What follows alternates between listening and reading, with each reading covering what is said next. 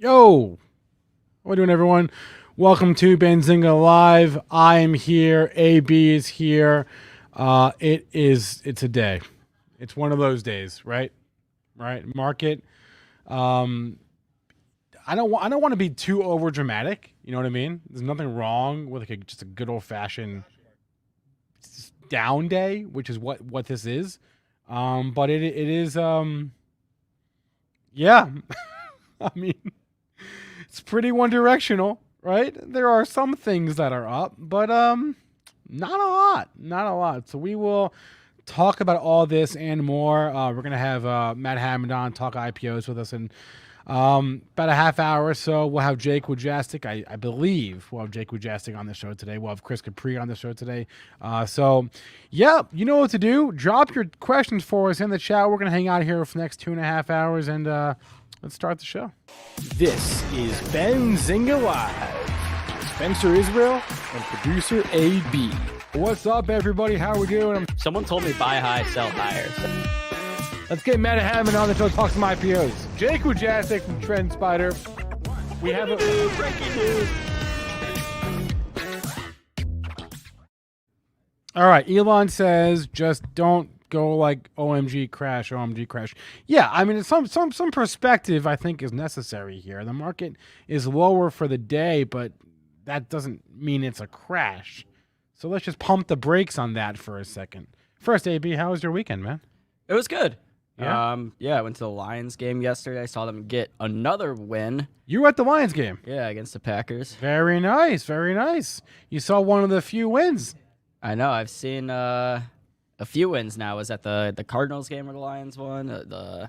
You saw 2 of the 3 wins this year? Yep. Wow. Well, actually, no, all 3. I was at the Vikings game too. You saw well, how many losses did you see? A lot. Oh, okay. Most of them. You saw most of them. I don't know. Right. So Besides the away ones. So you're not the Lions. Good luck, charm. Okay. But yeah, I mean, but back to the markets real quick, Spencer. The thing that's really catching my eye right now is crypto. I mean, Ethereum and Bitcoin have just been showing weakness for really the past month or two. We did get a nice little pop in Bitcoin today, kind of intraday. Do you mind pulling up a Bitcoin chart on Benzinga Pro? Yeah, let's do it. Come on, charts. Come on, charts. There we go. It's working. There it is. Okay. So, what do you want to look at?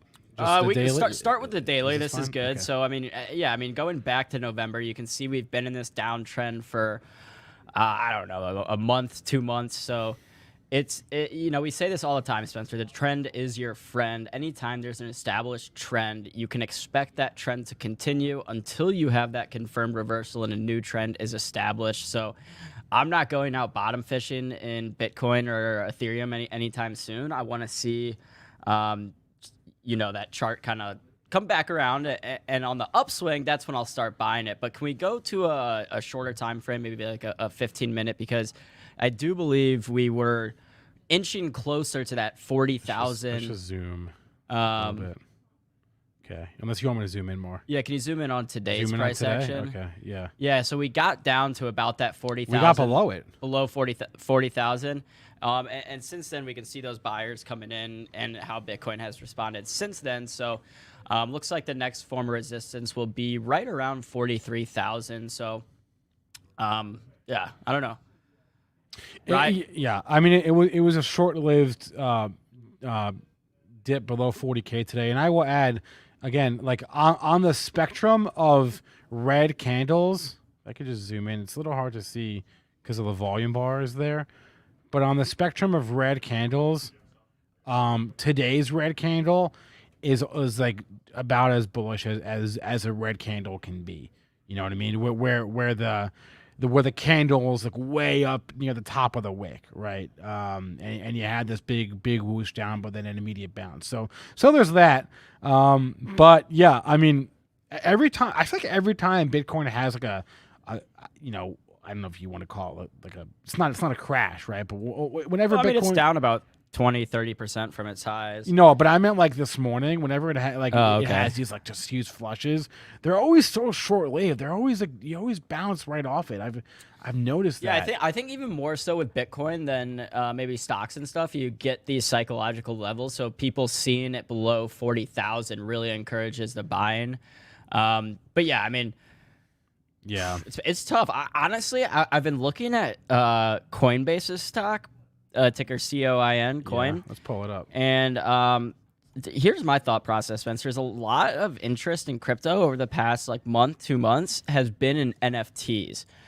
So I wouldn't be surprised if the next time Coinbase reports earnings, I don't know if that's sometimes in February, that maybe just trading volume has been down on Coinbase, considering the price action of Bitcoin and Ethereum, and people maybe that are dabbling in crypto right now are doing so through NFTs and not through Bitcoin, Ethereum, Cardano, the other coins. Maybe.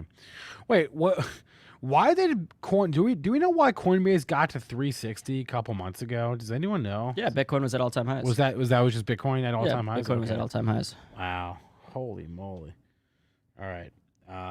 Yeah, early November, Bitcoin was at about 68,000. Wait, so just just because I need to see it for my own eyes. So let's just pull up Bitcoin here. Bitcoin USD. Oh wow. Yeah. I don't think I'd done that for a minute there. I didn't realize it was that correlated. Wow, it really does just trade with Bitcoin. Yep. Who would have thunk? Who would have thunk?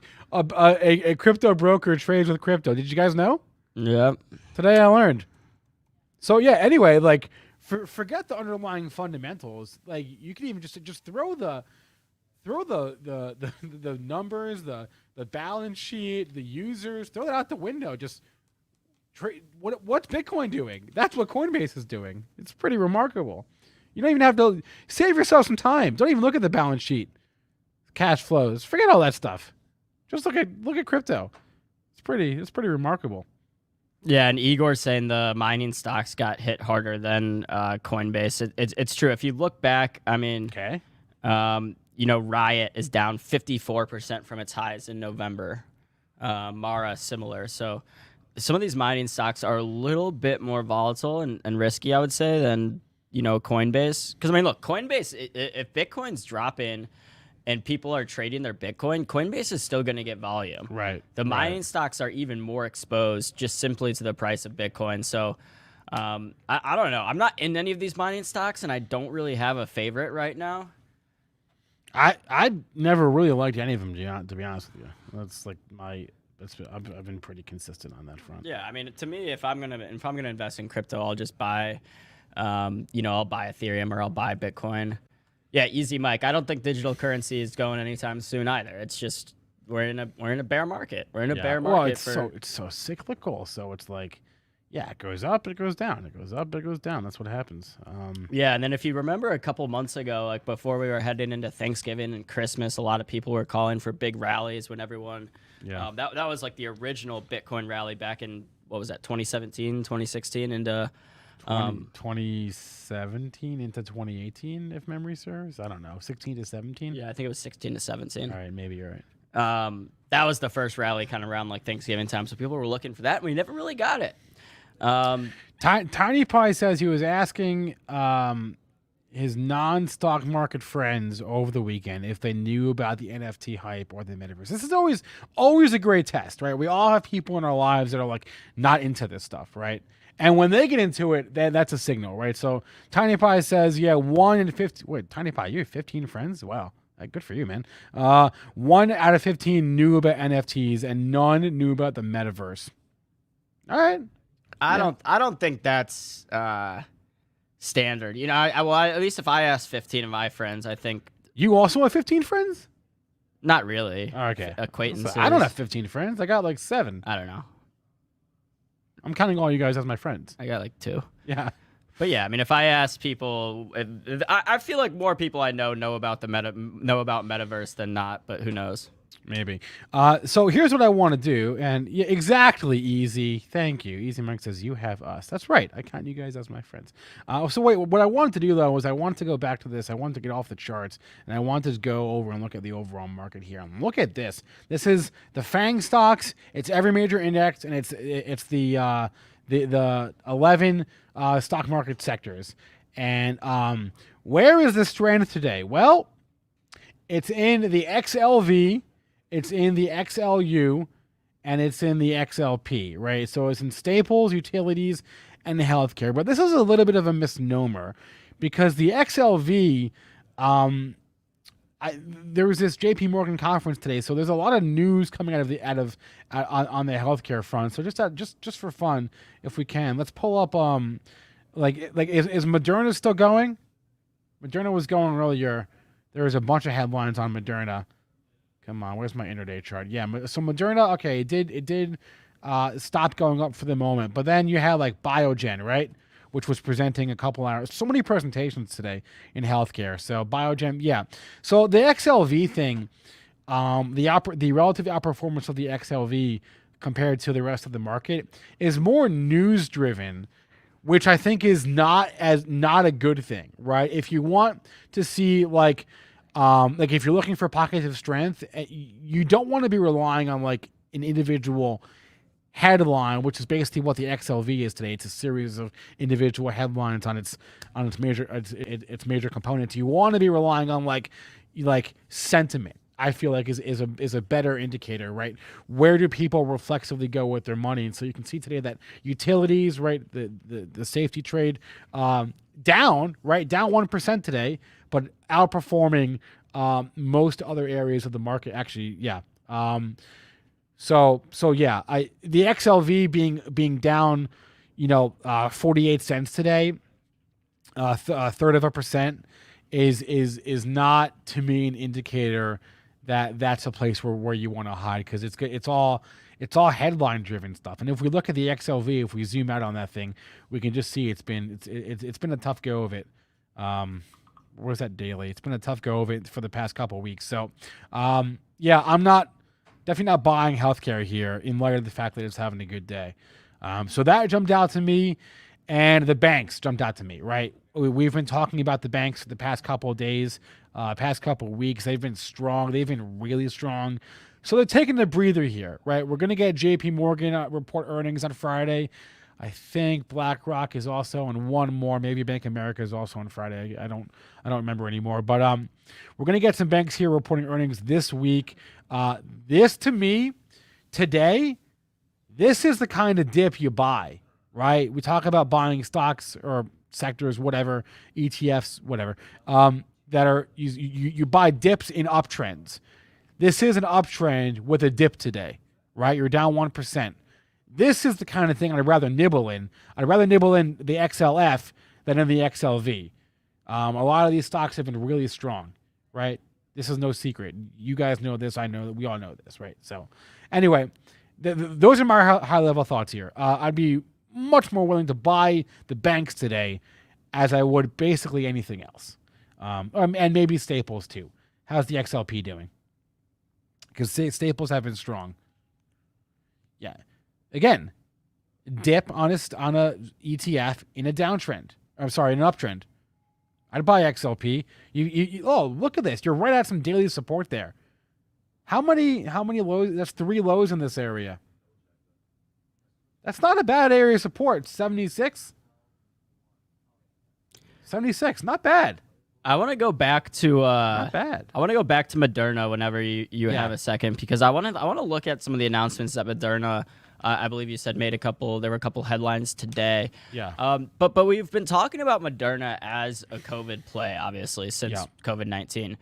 But I like this company long term for some of the things they're doing outside of just the COVID mRNA vaccine. I mean, the whole idea behind this company with the mRNA was that for the COVID vaccine, this is great, the mRNA, but they have other use cases as well. I mean, they're developing something to cure AIDS and like all this stuff. So I think people are kind of overlooking how in the long term Moderna will really be able to do a lot of things outside of just the COVID-19 vaccine. Wait, so just to clarify, what actually here? Let's go to the news tab here and let's take a look.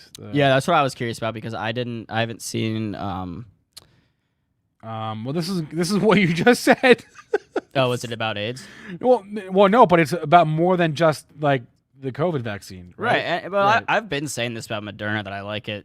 I mean, it's just been such a COVID play over the last 18 months that. Patrick, sorry, I did have calls on Moderna. I don't have them anymore. Okay. But yeah, I mean, again, like long term, I think this company is going to be huge. But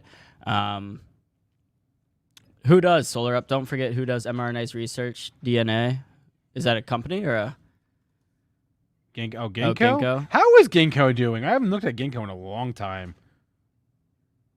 Let's take a look at that chart. They've got one of the all-time best tickers. Yeah. DNA. Yeah, Jordan Lordy. Anyway, yeah, Moderna inked a deal, or they announced a deal today, to develop something, and that's why the stock is trading higher. So, yeah. Wait, and Shelly was good to remind us that you and I had the AbbVie bet, which I think expires tomorrow. I think that was the deadline on our AbbVie bet. Oh man, it's not looking good for me. And we said, wait, what did we say? We said 140 to 130, I think.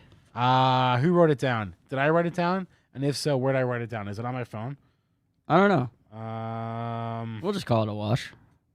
We'll call it a wash. I wrote it down somewhere. I don't remember where I wrote it down. So, yeah, I don't know. AbbVie, again, having a good day along with a lot of healthcare. So, no, it wasn't it was Abbott. Oh, it was Abbott. I'm sorry. But similar tickers and similar price. Well, it used to be the same company. Cut me some slack there. No, but I think the numbers were. We said 130 to 140. That's what we said. Above 140 was you. Yeah, it went for me. I was below bullish. 130 was me, and then it's gonna end up being a push. So whatever. But whatever. Well, we'll have to get another bet going this week if we can. And this time I will write it down right here on the homepage, but I don't know what that'll be yet. So yeah, we'll keep an eye out. And if you see anything that we could bet on, let us know. Voodoo, that's a good point. Yeah. So Carlos, I think you asked about this earlier, right? I think that was you. That was. Did you see Tilray today? Yeah, is Tilray still higher, or did they give it back? Let's see. Still doing well. All right, it's holding a lot of its gains. That's so interesting here. What was there news in the cannabis space? It was earnings. They had earnings. Oh, awesome. This morning. Wow. This really does surprise me. Every pop is a pop to sell in Tilray. To some extent, it already has been sold, right? Because the high of the day was what, 784, but still, I mean, we're still holding a good chunk. It's up 14% today. This is very surprising. Holy cow! Look at Take-Two. Yeah. What, did you not see that news either? Getting clobbered. Was that the Zynga deal, right? Yeah. So they hate it. They hate it when you do like a stock deal. Because this deal was a cash and stock deal. They don't love. Typically speaking, companies will trade down when they do any M&A, but they'll trade down more if they'll do like M&A and they use their stock to like fund the deal, or some sort of conversion. That's what Take-Two is doing here, partly today because it's cash. I like Take-Two. I might buy the dip today. You like Take-Two? Yeah. I mean, the whole space is just so. This is a heck of a dip. Let's go to a weekly. Oh man. Oh. What was the COVID low? The COVID low on Take-Two was 100. Even. 100 even. Okay. And it got all the way up to what, like 300? Nah, what's the high there? Just above 200. 214. Wow. Do you want to buy the dip today, or do you want to wait like a day or so before it shakes out a little bit? You know what I mean? I might wait a day or so, Yeah. But with that being said, I mean, down 15% today. Like, do I think Take-Two is going to trade higher than $141 a share a year from now? I do. I mean, Hurt Scrambler. I'm sorry, man. That sucks. Yeah. I mean, it sucks. Take-Two is just a monster, and I think out of all the video game stocks, they actually have some of the best financials in terms of a balance sheet and revenue and everything going for it. I think the market agrees with you, because if you look at Take-Two and you compare it to EA and you compare it to ATVI, right, it has held up. Well, let's look at those two or those three, right? Like Take-Two has been your best performer, and it's been by a mile. This is going back 3 years, but let's just zoom in more. Yeah, I'm doing just a quick little check on Twitch. So right now, there's 115,000 people watching Fortnite, about 60,000 people watching Minecraft, 125,000 people watching Valorant, about 75,000 people watching Apex Legends, and 189,000 people watching Grand Theft Auto. And for 5. the noobs out there, which of those are Take-Two properties? Grand Theft Auto 5. That's Take-Two. Yeah. And Activision is Call of Duty. Correct. Okay. And Epic Games / Tencent is Fortnite. Right. I don't know who does Minecraft, actually. League of Legends. League of Legends actually has a little bit, a few more viewers right now than Grand Theft Auto 5, but I mean, just crazy. Isn't GTA 5 like the top selling GTA game of all time? Isn't that like? I mean, I'm sure it's dude. Yeah. I mean, there's like 200,000 people watching it right now, and it's a 10-year-old game. Crazy. Anyway, But yeah, their Take-Two's biggest games is the Grand Theft Auto franchise, and then 2K. So like NBA 2K. This is probably a good deal for Take-Two. It sucks that it's getting hammered on this deal. Zynga's like the phone games company, Yeah, right? it's mobile, and everyone like the consensus is that mobile is the future, right? Because remember, Activision bought Glue last year. GLUU, that was the other big one. So if you look at this Take-Two chart and you see, all-time high in Take-Two, February 8th. Why did that happen? Well, we know a lot of tech stocks topped out February of last year, but also that was the day that the Glue mobile deal was announced, where Activision was going to buy Glue, and everyone thought, Take-Two must be next. And they were, or Zynga must be next, and they were next. It just took 11 months. And in the meantime, Zynga. I don't know. I'm surprised that the street's saying they don't like this deal that much. I'm reading about it right now. I mean, if the plan is for Take-Two to take a game like Grand Theft Auto and bring it mobile, like make a free-to-play version of Grand Theft Auto on mobile, I think that'll be huge, and I think it'll make a lot of money. Yes, again, that's the idea, right? Michael. Here's a good tweet for it. Jason Schreier, I don't know who this guy is. Okay. He said it's a no-brainer for Take-Two to get franchises like GTA and Red Dead on mobile. A free-to-play iOS version of GTA Online will make cajillions, and Zynga's got the expertise to develop that. But Take-Two is years late and spent way too much, which may explain market negativity. Look, it's an almost $13 billion deal, right? The biggest deal ever in video game space. So it's a lot of money, no doubt. Is it good long term for Take-Two? Probably, right? The question is how long term, right? Like how long do you got to wait? A lot of people own Zynga, and I see Blake and Shelly in the chat. I don't think the idea is that Take-Two's just gonna put a version of or put the full game of Grand Theft Auto and Red Dead on mobile. They'll probably make like a very kind of dumbed down version of it to where it's not going to be the full game. And I think it sounds cool, personally. It's all about timing, right? Like you could. AB's theory is probably going to end up being right. It's just a question of like how long does it take, right? I mean that's the thing, Spencer. Is like if I wait and this, I don't try to catch this falling knife, could it go down another 5% and then I'll miss out on that 5% if I get in now? Sure, but I'm just thinking as a long-term investment that Take-Two is going to be higher than $140 a share, a year from now, 2 years from now, 3 years from now. But again, it's like people owned Zynga because they thought it was a takeover target, and they were right. They were right, but not the people that bought it at 10 or 11 or 12. I mean, what we should do, right? Shelly or someone else that's big into gaming, we should get some numbers back from when they put Fortnite and PUBG and all that stuff on mobile gaming? Like, what's the how many people are using it on mobile gaming? How much money is it driving? And then we can kind of use that as a metric for what to expect with Take-Two going forward with Zynga. But yeah, I mean, I think Fortnite's a good example. I think Epic Games put out a very like good version of the game on mobile, and it was very popular. You know more about this than I'm not up in. I'm trying to get Aaron Thomas to either confirm or deny. Although, you want to come on and talk about it? What? No. What? Okay. How is Fortnite still big on mobile? We're asking our resident gamer. He said not over really. here. Yeah. I played the Switch yesterday for probably an hour. That was the most I've gamed in a long time. Oh, you got a Switch for Hanukkah this year? I've had a Switch. I bought it during COVID, the 2020. But I played Mario Kart 8. Zynga's the Zynga. Dude, they all make fun of me because of the way I say this. Okay, Wait, you said Mario? That's how I say it. Mario? Whatever. Mario. Whatever. Everybody makes fun of me. Yeah, I mean that's ridiculous. What, dude? Come on. But Zynga made Farmville. I think that was like Zynga's first big thing. Yeah. I remember playing Farmville back when Facebook was like, when it was cool to be on Facebook. Wait, Shelly asked about Animal Crossing. As in like on. You trying to race? All right, if we can race, that's fine.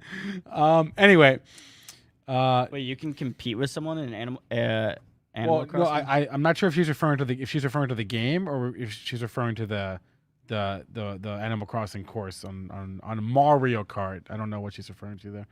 I don't have the game, the actual game itself. Hey, you said it right. I know. I was saying it right. I was saying it.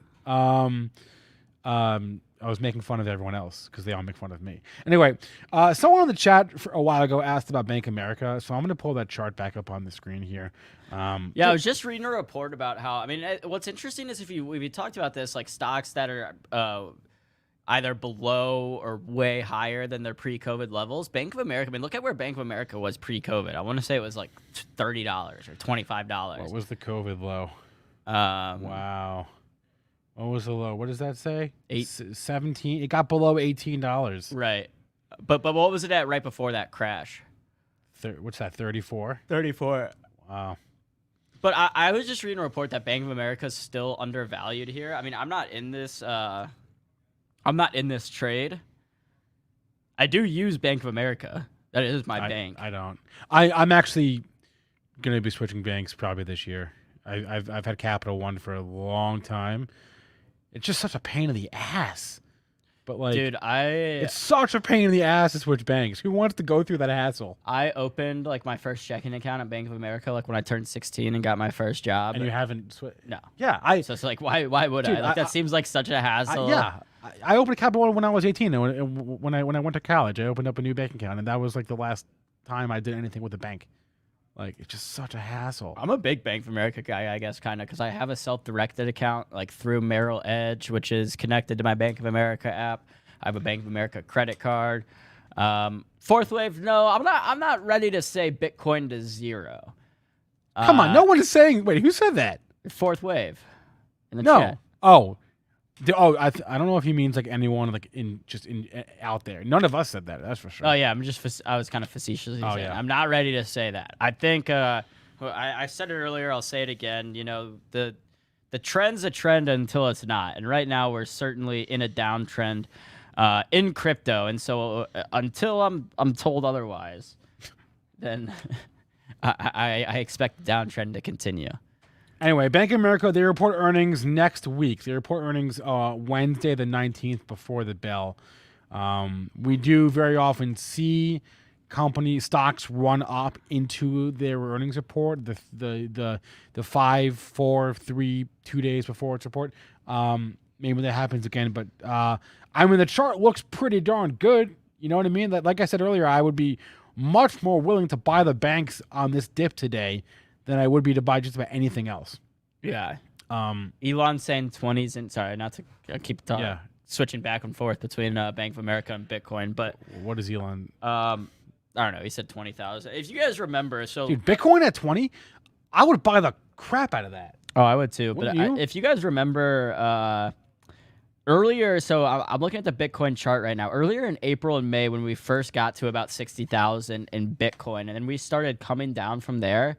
If you recall, Spencer, we had like technical people and traders and stuff basically saying, oh, for certain Bitcoin is going back down to $10,000. There's no resistance to catch it now. It's fallen through its last resistance level. It's going back to 10,000.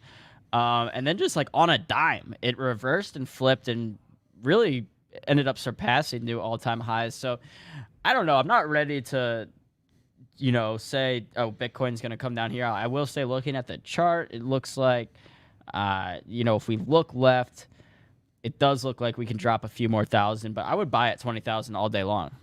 And that's always been like one of the bull cases is like every time Bitcoin crashes, like people like me and Aaron will be like, oh, I'd buy it. And then like we like go in and buy the dip, right? Because in other words, there's just like so much underneath demand, right? For Bitcoin, people who are having FOMO at 50, who would buy it at 40 or 30 or 20. You know what I mean? So like that's always been one of the arguments for Bitcoin. As we sit now just below 42,000. But I don't know. You guys know what I've been doing. I just dollar cost average in Bitcoin every single month. Bitcoin and Ethereum. And I actually stopped doing that. Really? Well, Yeah. I just like need more exposure. I've decided. So. I just like canceled my recurring investment. Oh, interesting. You want to share why? You don't have to if you don't want to. I just wasn't feeling the love. Like it's Okay. not like I'll probably start it back up again, but like my average cost for Ethereum was at like $4,000, and so I was down like. Yeah. I think that's the thing. I think the key is to space them out, though. Really. Yeah. Because then you end up with these like cost bases that are way up there.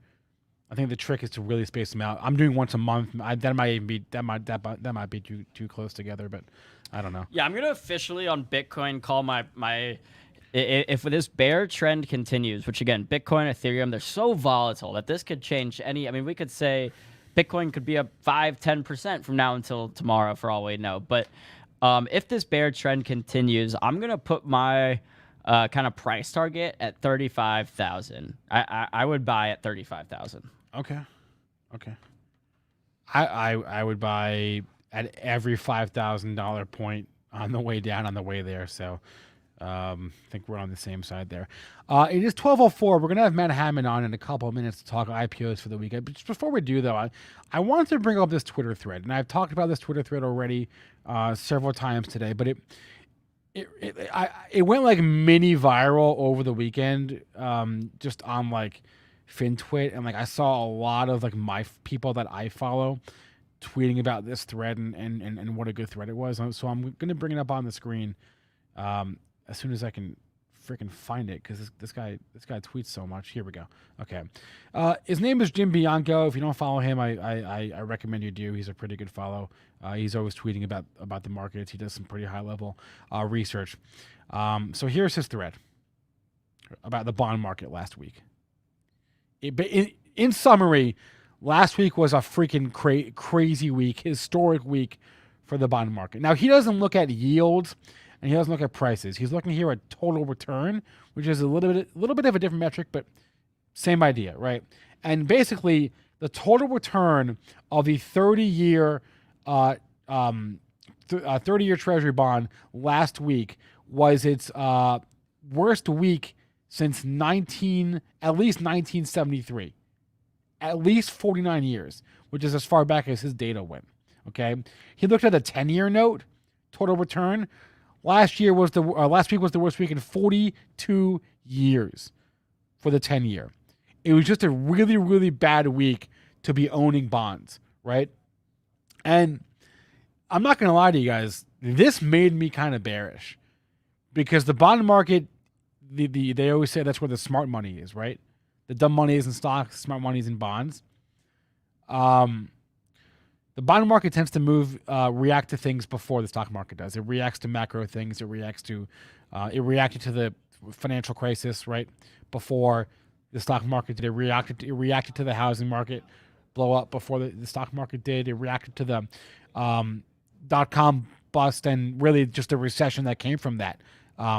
Before it bottomed before the stock market did, right? It's more of a leading indicator than the stock market is, and this may be pretty bearish. See, and this is a good tweet right here. Okay, he's noting here when whatever crisis peaked versus when the bond market peak bottomed, right, in that peak. Spencer, And can you share a link to this thread in the chat? yes, I can. I gotta. I think after the show, read this because I'm more of a like I gotta read something to learn it. Yeah, I got you. Anyway, this made me bearish because it's like, shoot, if the smart money just had its worst week in 40 years, then what's the dumb money doing? Anyway, I put the link in the chat. Check it out. This was a pretty good thread, I thought. Again, I saw a lot of people. Being bearish is not fun though. I don't know. If you buy like puts on a stock and the put starts crashing, it's a very good feeling. It's good to it's good to make money on the other side. Like I'm perpetually long-term bullish. That's like my well, I think it's hard not to be. I mean, you look at the all-time chart of the S&P 500 or whatever index you want to look at, and it's hard to argue with that. Right. But then my question is always like, what are the next 3 to 5 years? 2 to 5 years. What's going to happen in the next 2 to 5 years? Anything beyond that, I can't think that far ahead. But like 2 to 5 years is enough time for you to be saving for a specific thing, saving up for a down payment on a car or a house or. Wait, Proton, you just found that out. I'm jealous that you're. Like, dude, don't be mean to Proton. I'm not being mean. I'm just saying I'm jealous. Like I feel like I'm so connected like to my phone and stuff that I see that stuff like Twitter notifications and it happens in real time, and I'm genuinely jealous that like. I wish that wasn't the case. I have an indicator for when news makes the mainstream, and it's when my fiance tells me about it. She actually told me about Bob Saget last night. Before I knew about it. That's how I knew it was mainstream. Yeah. I couldn't believe it. Oh, apparently he passed away at the Ritz in Orlando, which that's where I was like 2 months ago. We were in Orlando. What room were you in? Was it the same room? I don't know. I hope not. Dude, that'd be crazy. That'd be creepy. Anyway. Maybe it was in the lazy river. I don't think so. Oh, man. Rest in peace, Bob Saget. The guy made all of our lives better. Let's bring on Matt Hammond here. That's called a segue, folks. And it was a damn good one. Actually, wait, before we get to Matt, Elon, Intel. Great question, Elon. Why is Intel up today? Intel is up, and then I want to look at the other big value tech one, which is Cisco. Discovery is also up a bunch. Cisco is down. I have not looked at Intel, Elon. So I don't know specifically why it would be higher here.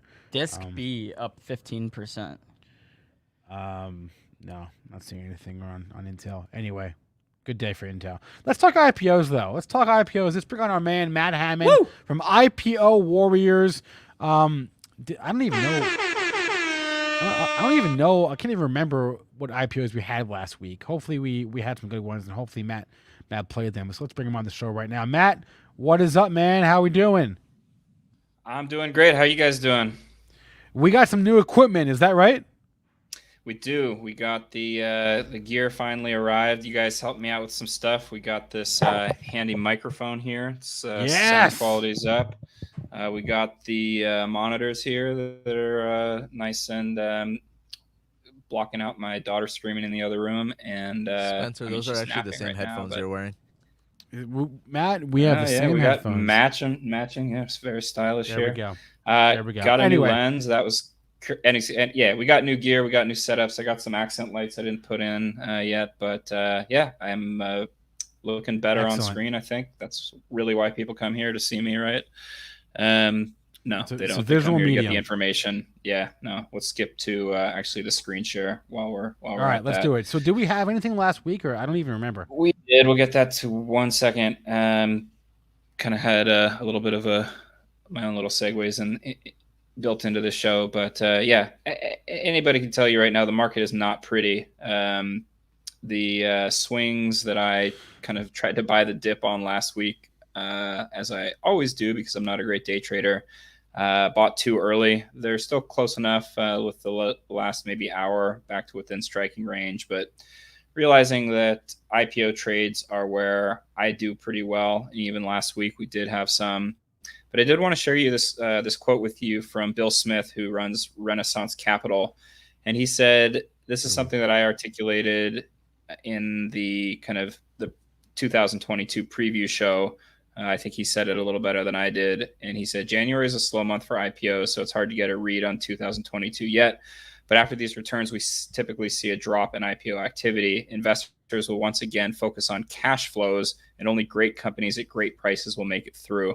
It won't be obvious at the time, but during these periods, investors find their best performers. And kind of the way I said it was, when the market's really hot, IPOs debut at a high premium, so they're not necessarily something you want to hold on to. And we saw that with a lot of IPOs that debuted last year and gave nice runs off the IPO debut. You didn't want to hold those because when the market pulled back, they were so overvalued that they really lost, half their value or more. But right now, we're seeing an opportunity where the market's way down. Low quality IPOs are probably going to get pulled. Anything that does go through that's an attractive name with good financials, you're probably going to get it at a really good price. So if you like any of these companies for longer term holds, now might be a really good time to play or to buy in. Typically, buying the IPO debut is not the best time to buy in for a long-term hold. But when we see the market really weak, we want to look out for those opportunities. And there is at least one this week that I'll be highlighting in a second here. But before we get to that, let's take a look at last week's winners.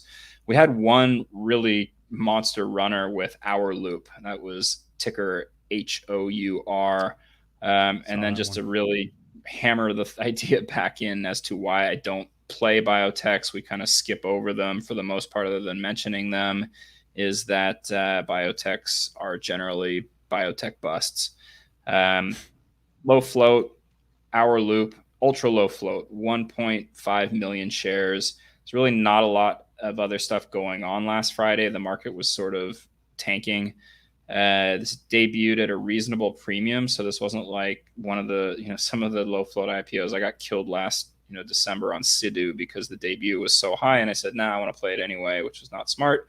This one debuted at $4.50 after IPOing at $4, which kind of shows that there's demand, but there's also, a lot of allocations got given to retail traders on Webull. I got 25 shares on my Webull allocation request, which is really high. So you had to figure that people would be dumping for, initially, but then it might rally. And that's what happened. We had kind of one halt up, and it happened so fast that I think most people who got allocations didn't have time to sell it. Then the second halt kind of went down up, which is a little bit odd. And then you see the low float kicked in, and it went from basically broke 5 and ran all the way up into a flag here at hit a third halt right here, flagged a little bit, and then this kind of dip and go run. And I was really easing myself back into things. I said, okay, if I get $1, I'm going to just kind of like get in, get out. I didn't play a big position, just wanted to kind of get back into the swing of things. But maybe a more confident play would have been to let it hit that first level. You might have gotten stopped out. If you put a stop loss here, that's still, a solid win. You would have made 50% right there.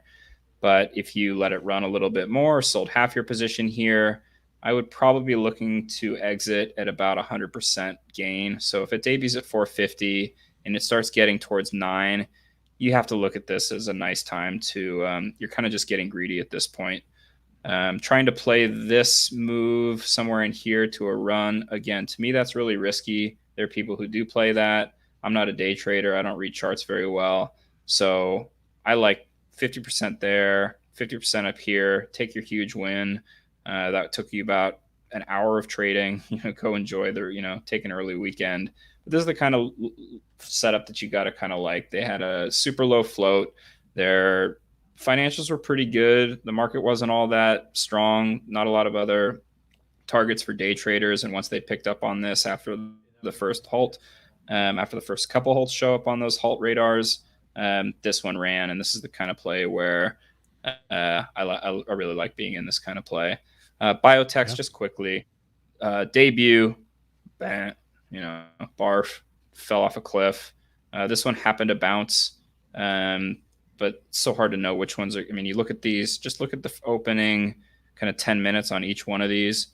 They all look the same. Just open and drop, open and drop. And how do you know which one is going to rebound? Okay, because this one priced below the IPO or debuted below the IPO price and fell. Okay, well, that's maybe a good indication that it'll bounce, but is it really worth taking that risk for, a 10%, 20% run compared to something like this, where, this never went below the debut price. This was the safest trade, IPO trade. This is the IPO trade you look for. So IPOs, just don't touch them. They're not worth it, in my opinion. And that is why we will mention Hillstream Biopharma, clinical biotech focus on iron mediated cell death, blah, blah, blah, blah, blah. 3 million shares, even with the low float, they're not submitting their initial new drug or new discovery application to the FDA until later in 2022. And I just see no reason to get into this off the debut. If you really like this company or there's something you like about it, let it open, let it drop, build a position going into this FDA announcement. And then once the quiet period, expires, then maybe they release some news and it pops. We've seen that with a lot of the recent low float biotechs, is that if you let it kind of open and drop a little bit, 30 days later, the quiet period will expire and they'll try to boost it a bit because they probably need to raise more money. We saw this with MYNZ last week. It ran from $10 to $20 after, kind of settling in. We've seen this with BFR, what was it? BFRI, IINN. You don't need to buy these off the debut, but they are very interesting plays. And I'm gonna go back to this one real quick because I like this one going into, say, June, where they get the FDA decision on whether to let them start marketing their drugs, which have already had very strong results. They're already in phase 3. People are kind of already applauding the success of their candidates, but no reason to buy it right here. Let it trail out a little bit and then look at around May, see where the price is. That there's catalysts coming in June. If you want to take a risk on it then, take it then. But biotechs are, to me, QP, quiet period sleepers, QP sleepers, biotech busts off the debut. So now let's take a look at one that is interesting. This is FGI Industries. They do bath and kitchen products from China and sell them globally. You say, well, that's not all that sexy. Show me the financials. I'm not going to show you the financials. I'm just going to tell you that the float is 2.5 million shares. The underwriter is the benchmark company, and they recently did AERC, which ran from the price to $10, debuted at $40, and then ran to $100. It was clearly some kind of manipulated float. BFRI dropped for about 2 weeks off the debut and then spiked pretty hard. So if you're going to play this, you're not playing this. These China ones are even more wild than the biotechs. Exactly. But whereas biotechs, almost, I would say maybe 5 to 10% of them give you some kind of upside opportunity and 90% of them just fall off a cliff. These low float China debuts have run more often than they've fallen. And if you see, this one's interesting. If you're looking for the next HOUR, watch this one. It's in the same. There's 3 IPOs this day, so I'm gonna live stream them. Now that I have the equipment, I'm gonna be on the YouTube. I got a YouTube channel set up. I'll send out the link in the newsletter. Sign up for the newsletter at IPOwarriors.com. I've got more in-depth write-ups on all the IPOs we're covering here, and the newsletter goes out usually twice a week. Once to recap what happened last week, once to preview what's coming up this week, and if things get added during the week, I'll add I'll add notes to that. But I'm going to live stream these. I'm going to kind of show you where I'm placing my trades, what I'm looking at, how to read the indicator, how to get in on the debut, whether I think it's a good idea to pull the trade or stay in it. We'll talk about entries and exits. So it should be fun. These are pretty exciting. They're almost like a sports event to watch these and play these. So the next two I want to look at are really the first two sort of mainstream IPOs of the year, meaning they have traditional underwriters. Finally, some mainstream stuff. Yeah, this is the stuff that you might actually want to consider adding to your portfolio at some point or not. And like I said, in this climate, you are probably going to get pretty reasonable pricing. These aren't going to debut at ridiculous prices like we saw in 2020 or 2020, early 2021.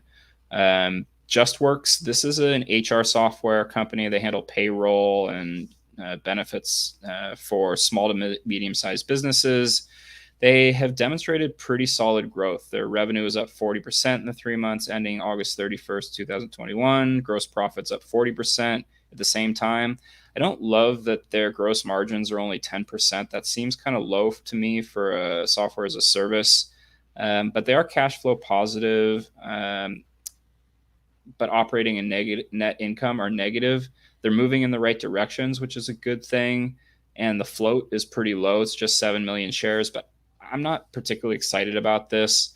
And I see this as sort of a barometer for, it actually wouldn't surprise me all that much if they pulled this in the middle of the week, if the market doesn't kind of make a little bit of a recovery. I just don't see this as a name that people are going to get super excited about right now. I think that right now people are waiting for something really sexy like Stripe or Reddit, which I'll mention just briefly in a little bit. But this one to me is, I'm going to watch it. I'm going to be interested in seeing what it does, but I don't think that it'll either get not too much movement, or either way, I don't see it flying one way or another. It's not what I'm really looking for to trade right now. TPG Partners. This is really like a mainstream. This is an alternative asset management company. Private equity. This is a big. This is a big one. It's a top 5 global private equity firm based on how much capital they raised from 2015 to 2020. They have $109 billion under management. The revenue is up 590% in the 9 months ending September 30th, 2021, with profits up 84% at the same time. They have positive baseline financials across the board, and you might get this at a really good value given the market conditions right now. So this is one of the rare opportunities to perhaps buy an IPO debut at a price that isn't ridiculously inflated. You would have to think that money managers and money people understand the value of this. The comps are, Blackstone, and other big private equity firms. So I like this one. I haven't quite made a decision on it. I'm sort of stuck in some swings positions right now that I hope we get a little bit of a bounce this week so I can either free up some cash or, but I don't know if I like them better or worse than this. But this is definitely one that I think the whole market is going to be watching. And if this one for some reason gets pulled or doesn't perform well, we might not see a whole lot of IPOs until the market warms up a bit. So this is sort of a barometer, and this week these two will both dictate the tone of the IPO trade right now for probably the next slate. And the last one that I want to touch on is, just because I think that this is already starting to get a lot of buzz, is that Reddit has now selected their underwriters. They're going to go with Morgan Stanley and Goldman Sachs, which are two of the big boys. They're looking at a March IPO date. So, given the position that Reddit has in the sort of momentum pop stock, meme space, I can see this IPO just doing something, sort of ridiculous. So I'm going to keep an eye on this one for sure. And that's what we have for this week. If more come up, I will send up. Yeah. Reddit is like classic. Like, this could be a meme stock, but we don't know anything. Well, remember what Robinhood did on the IPO? I know, and that's what people are going to point to and say, Robinhood, if you went meme crazy for like was it like one day, right? It had one day where it was a little bit cool, I think, and then another day where it sort of turned around and then it just ripped. And I don't know if that was overnight media cycle or Kathy, jumping in before now. Anything she touches, people are kind of like, I don't know if I want to go there. But Reddit, I believe, has the truth is, any stock could run if enough people decide, hey, are we all going to buy this? Yeah, sure. Okay. Let's jump in and buy it. And why not Reddit? Reddit is the engine that drove how many of these, these pop stocks or momentum plays, whatever you want to meme stocks, it is kind of, it's like the mother of meme stocks. Why wouldn't it, why wouldn't Reddit traders? There's definitely like a story to be told there. That's a story that you can definitely, that's a narrative that you can spin, right? This is potential meme stock. One thing I wanted to point out though, just on the TPG thing, right? So, private equity firm, private equity has been a laggard. Like there are only like a handful of big time private equity companies that are similar to size to TPG that are public. And there's Carlyle, there's Blackstone, there's Apollo Group. I brought them all up here on the chart, and you could just see just the last couple of years, just going back the last few years, they have not been great performers. Now, in 2021, they had fantastic year, right? But by and large, these are not the kind of stocks that really move a lot. These companies like print money hand over fist, but they're just not the kind of stocks that move a lot, with the exception of last year. So I just wanted to throw out, these would be the biggest peers, the most close peers to a TPG, BXCG. Bring up Blackstone real quick. Yeah, Blackstone is the light blue one. I see. Yeah, and there's also, part of what I've read here is that they are likely pushing their IPO through now because they're at, the valuations of these companies are way up compared to historical positions. I generally haven't really touched financial IPOs all that much anyway because let me say what I don't like about this one is that it's a 33 million share float, almost 34 million shares. And I don't know if a lot of people want to pile into new share issues right now. This might be a week more to look at the super low float FGI one as a sort of kind of, these are the ones that have run. If it doesn't have a ridiculously high debut premium, it might be a fun scalp. The other two, I probably will end up just watching them. I don't like them enough to, to say, oh yeah, this is a sure thing lock. And really, we probably need the market to settle down a little bit and get something really blockbuster, like with brand name recognition in it, before we're going to get those opportunities that we saw last year. But I like to watch these things because the trends do ebb and flow.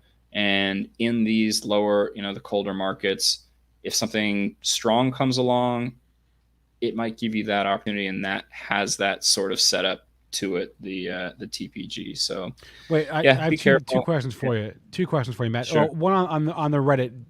We didn't have a date yet, right? No, they're saying it's kind of earliest is March, and I think that's probably, they generally tend once they've picked their underwriters, they start the schedule, but we're probably looking at March, April. Yeah, and then the other thing that Matt mentioned, I think is super valuable, is like companies are well within their rights to pull an IPO, right? And you'll see companies pull an IPO if the market is unfavorable. We saw this a lot 2020, once COVID, became a thing, everybody pulled their IPOs, right? Nobody wants to IPO in a market that's in free fall, right?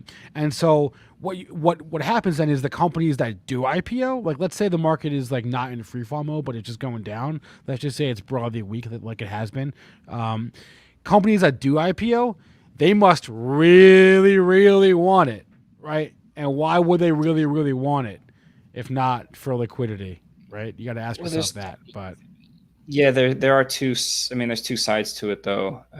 One is, yes, are they desperate for cash? Is that why they need to do it? Because there's plenty of private equity available for strong startups, and they tend to be raising money kind of later into the process and coming to market after they've already become a little bit more stable and their valuations are already very high.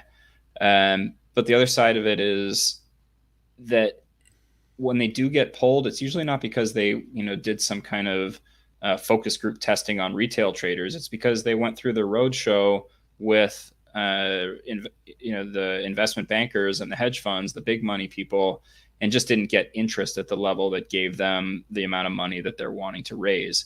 So if they are able to go IPO right now, it's usually because they are so solid that they were, or the other side would be, the other argument would be, they are solid enough to get the amount of funding that they want from institutional money, and that is what's pushing them, to go public. So, yeah, I know road shows.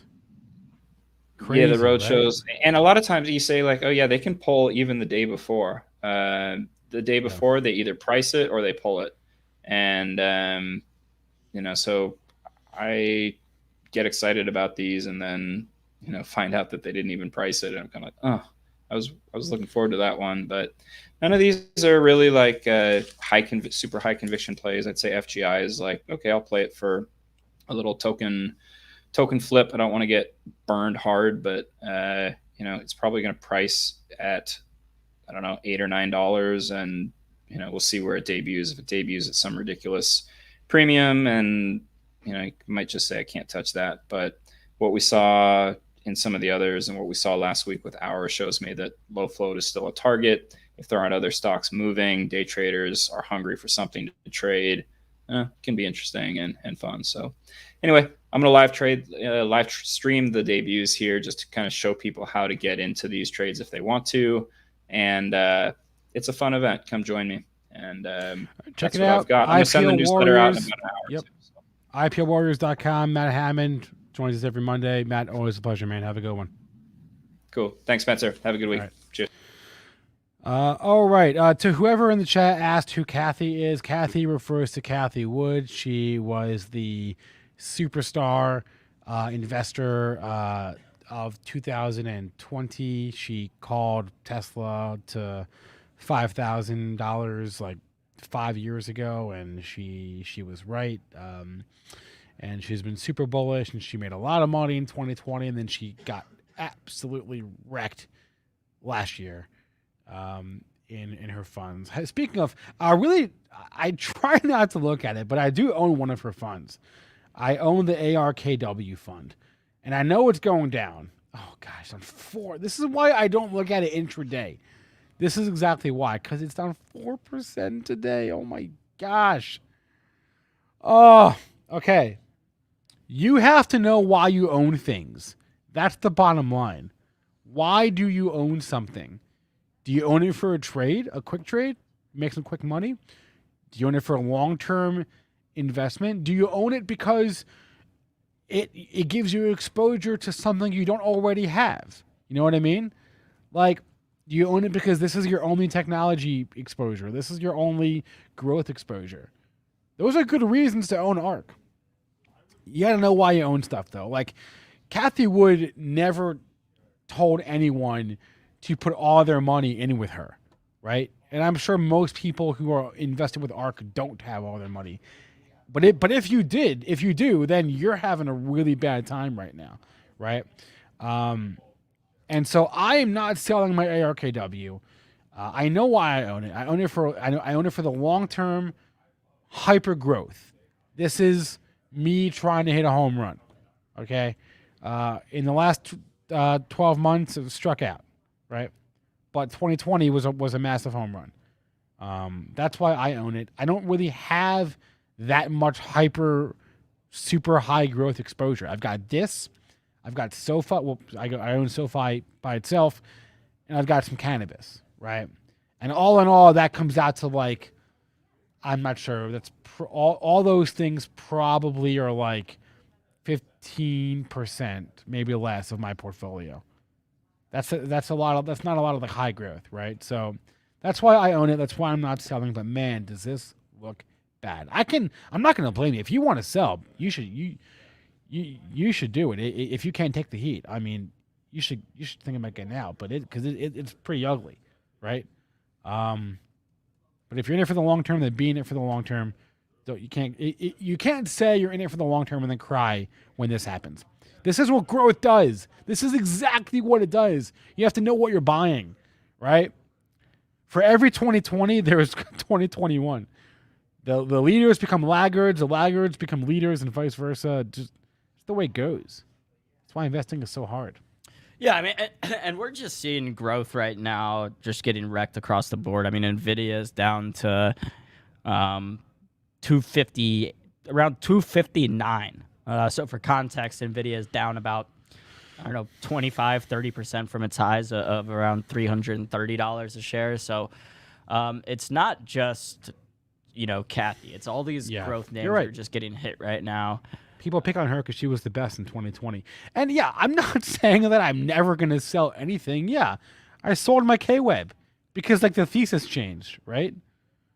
I was just talking about ARKW specifically. That's why I'm not selling, right? Yeah, I'm not against selling.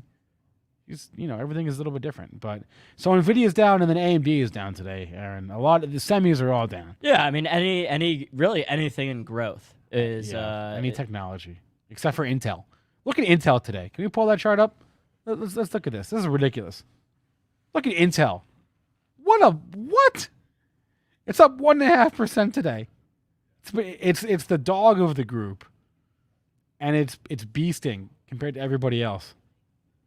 Today and today only so far, but wow. Yeah, Happy's catching up on the Take-Two Zynga deal. Yeah, there's a lot to go over there. What's up, Melanie Hutchison? How we doing? Yeah, and then Harry's talking about Reddit. I know you were talking about Reddit with Matt Hammond. I don't know. So, I mean, here's the thing: is Reddit's huge and a $15 billion valuation. I mean, that sounds a lot.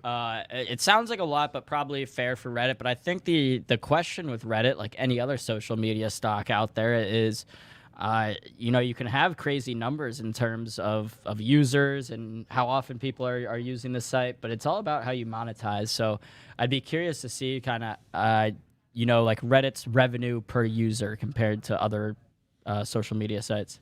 Reddit is a technology stock. Do you want to buy a technology stock now? I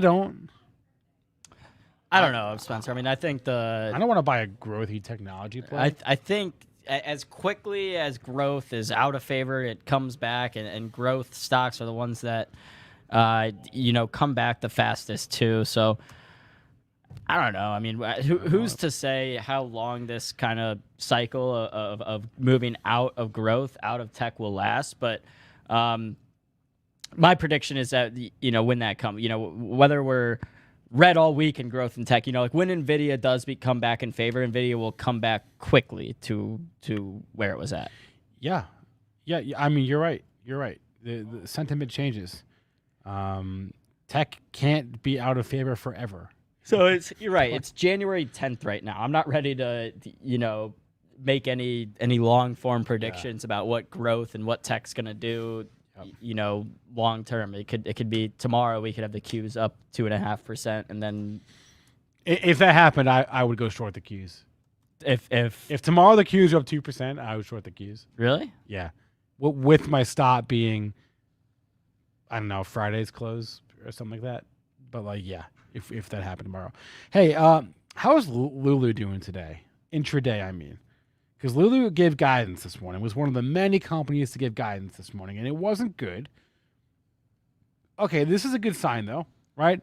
It's holding its low. If you wanted to buy Lulu, you could do it with a stop at like 328. That's your low of the day. That's $5 away. You could do that if you want to like try to be a hero here. Wow. Look at this. Lulu was like the hottest stock of last year for a minute there.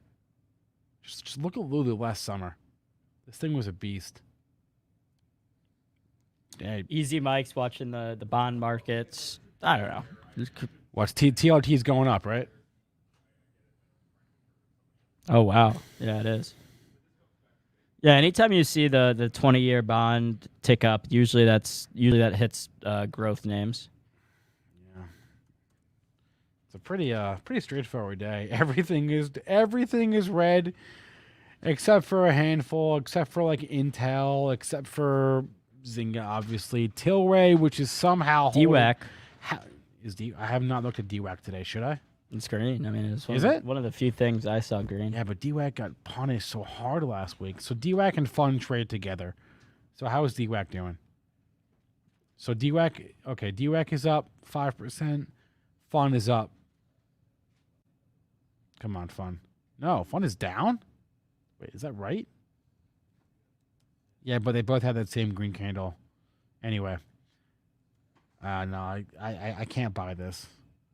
I won't buy this until I actually see on my phone, because I think I registered for that app back when this first happened a few months ago. Until I see that app on my phone, I'm not doing anything with this, but I couldn't buy this. Anyway, outside of DWAC, outside of Zynga and Intel and a lot of healthcare and Tilray, everything else is pretty much red, and that's the story of the day. Is it the story of the week, though? That remains to be seen.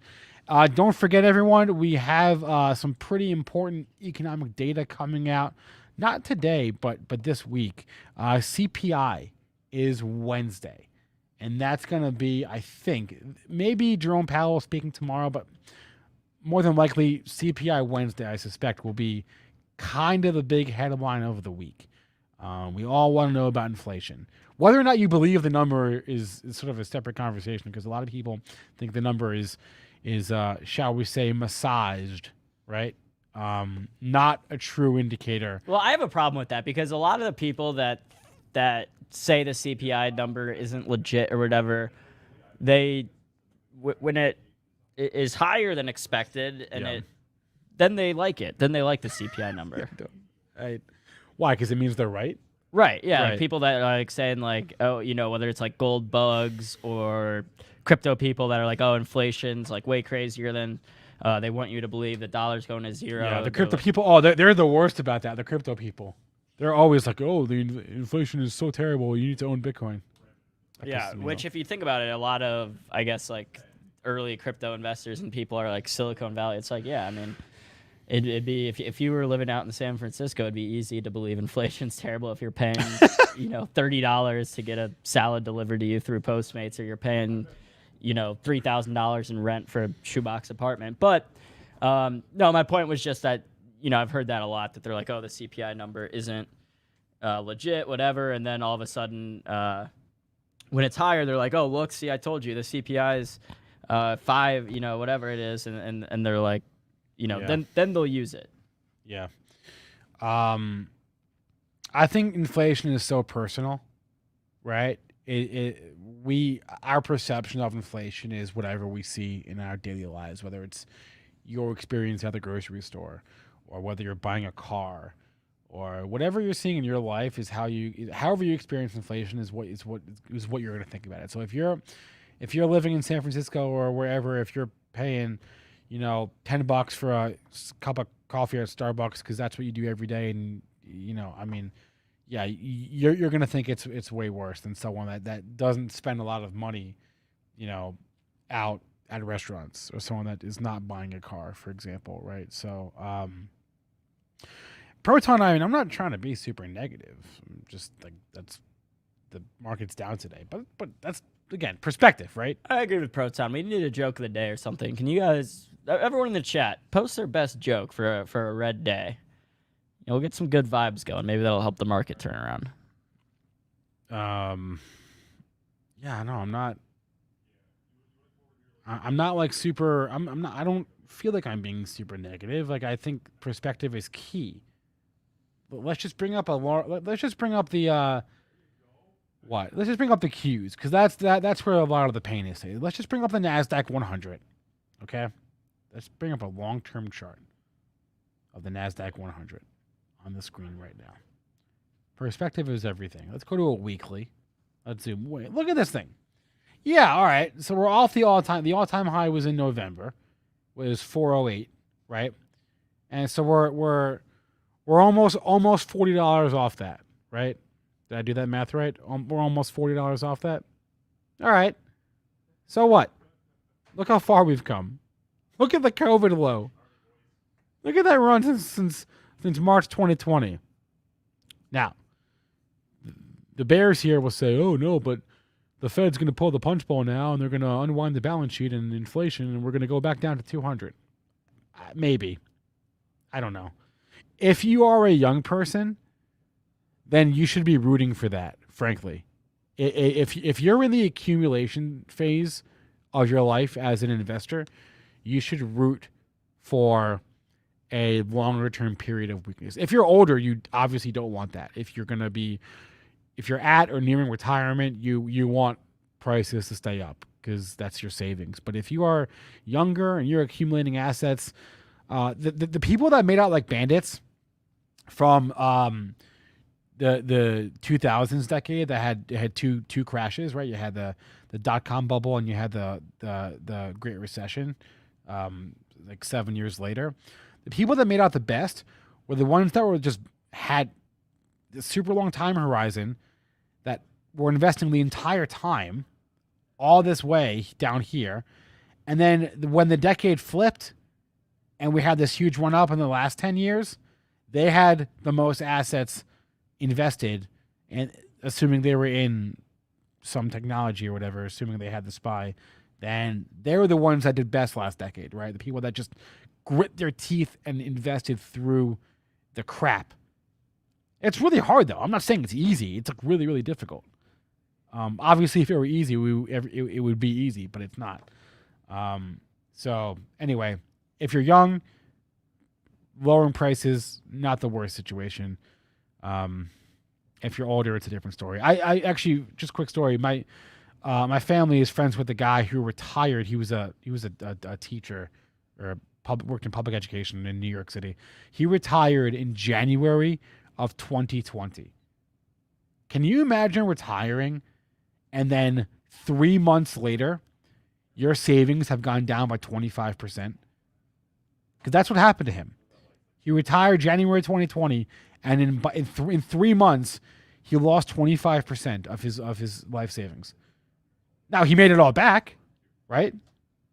But, like, that's the kind of thing that, like, you lose sleep over that kind of a thing.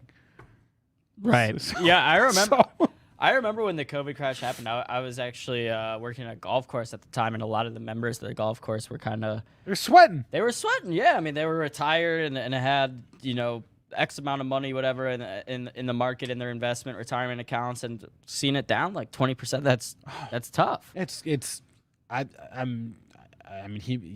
If you made it through, congratulations, but it is scary. Okay, AB put the call out. He asked for some jokes. We got a few jokes in the chat. AB, are you ready? Yeah. All right. We got any good ones? What do you call a wolf that is self-conscious? A werewolf. Ooh, I like that. A werewolf, right? Aware. For many golfers, the best wood in their bag is a pencil. Yeah, it's true. It's true. It's true. Didn't I say I wouldn't serve you? The string said. No, sir. I'm afraid not. Okay. I'm a pun guy. I like puns. What else we got here? These are pretty bad, but I don't hate them. That awkward moment where a brain-eating zombies walk right past you. I hate that. Yeah, that's good. What do you do when you're driving and there is a kangaroo on the side of you, a horse on the other side, an elephant behind you, and a zebra in front? I don't know, Blake. What's the punchline here? I hope it's safe for work. I don't know. I don't think Blake told us the answer yet. And we'll do one more. Okay. Wait, Blake. Wait. What's the punchline there? Is there a punchline? Delivery is key. Oh yeah, that's the truth. Blake, where's that punchline, man? Unless I missed it. How did the Polish guy break his leg raking leaves? He fell out of the tree. I don't understand it. That's making fun of Polish people somehow. But I don't know. Yeah, there's a whole side of jokes about making fun of Polish people that I don't really understand. Oh no, every ethnicity has jokes about them, right? Like every religion, every nationality, every ethnicity, every race are always jokes specific to those people. Anyway, I think we're gonna have Jake Wojcicki on. I hope actually we're gonna have Jake Wojcicki on. Yeah. Oh, Blake. There's the answer. He says, "Get your drunk ass off the carousel." Is the answer. Okay, that's good. That's not bad. Did Jake confirm? Because I know Jake is like I think he's in Houston. I think, or maybe he's not. I thought I saw a tweet that he was in Houston. Oh, he's not going to be joining us from his home in Colorado today. I don't actually know where he is. But regardless, did he confirm with us, or do we know? Yeah, he did. Oh, sweet. Okay, cool. So we'll have Jake on talking charts in 10 or 9 minutes from now. So if you have a question about a ticker, just save it for Jake, and he can talk charts. The guy's a chart machine. I've never seen someone rip through charts like Jake before. So in the meantime, let's just do a real fast crypto update for the day.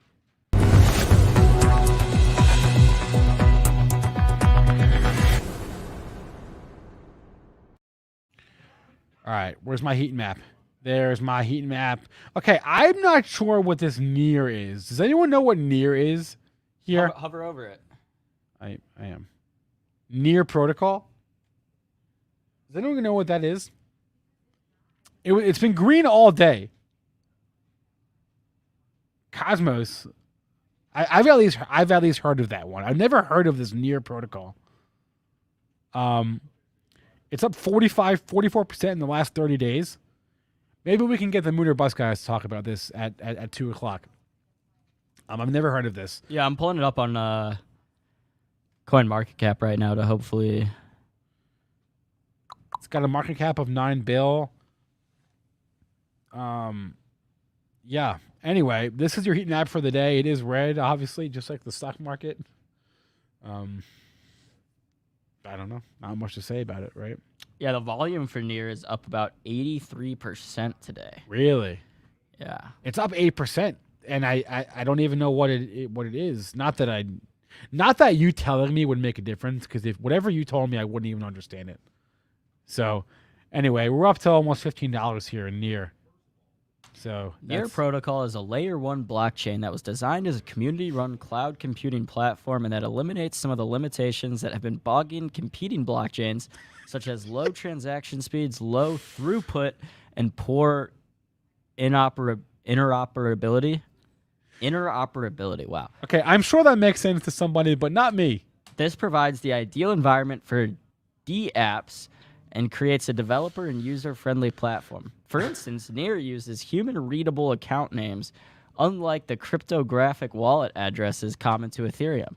Near also introduces unique solutions to scaling problems and has its own consensus mechanism called Doomslug.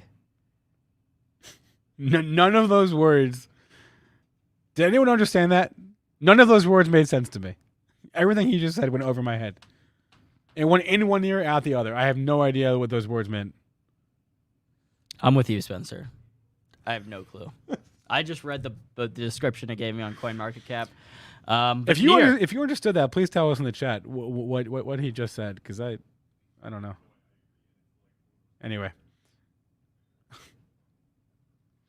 you guys want some free Bitcoin?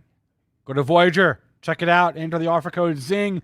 Create an account, make a trade, or fund your account with $100, make a trade, and they will give you free Bitcoin if you use that code ZING right there. Check it out, Voyager. Oh, hey, you know what I forgot to mention that I did this weekend? What'd you do? I finally saw the new Matrix movie. Oh, how was it? Resurrections. How was it? I'm not sure. How about that? I don't really know how I feel about it. I'm getting one of these from AT. Is Keanu Reeves in it? Oh yeah, sure. I think there's gonna be a new John Wick coming out at some point. I would love opinions in the chat because I really don't know how I feel about it. I'm not quite sure if I liked it or if I didn't. I might need to watch it again. Honestly, it was a little confusing. I don't know. There were parts I definitely liked about it. But aren't all the Matrixes confusing? Yes, dude. I hadn't seen the third one in a long time, and I watched it last 2 weeks ago. Okay, in the chat we're seeing horrible. It was good. I heard it was bad. No, I did not see Don't Look Up yet. That's on my watch list. But a lot of people, there are some strong opinions here. I didn't hate it, I don't think. there were some things I liked about it for sure, but some parts I just did not understand. They always do that where they don't explain things to you. So yeah, I don't know. There was like some techno jargon. I've seen a lot more negative sentiment in the chat regarding the new Matrix. There was some techno jargon that I didn't quite follow. But I definitely am not in the camp that it was terrible. I just don't know. If I loved it. I don't really know how I feel. It was kind of weird. Going back and forth. Anyway, my point is, if you're into this sort of thing, check it out. And you let me know what you think. But yeah, Jason, geez, just put the spoiler tag on or something. Come on. Oh man, it doesn't really bother. I've never seen any of the Matrix. Oh, then why do you care? I know. All right. I like the John Wick movies. Wait, there was a great zinger though. It was a great zinger. There is a early on, and one of the characters says they're talking about a video game, and one of the characters says, "Our parent company Warner Brothers is making us do a remake, and they're going to do it with or without us, so we're going to do it." It's just like, okay, little nail on head there, but I'm not sure if it was a money grab or what, but there have been worse remakes than that, or not remake. It was not a reboot. It was what sequel. There have been worse sequels than that. Though it definitely did. I watched it at home. I didn't go to the movies.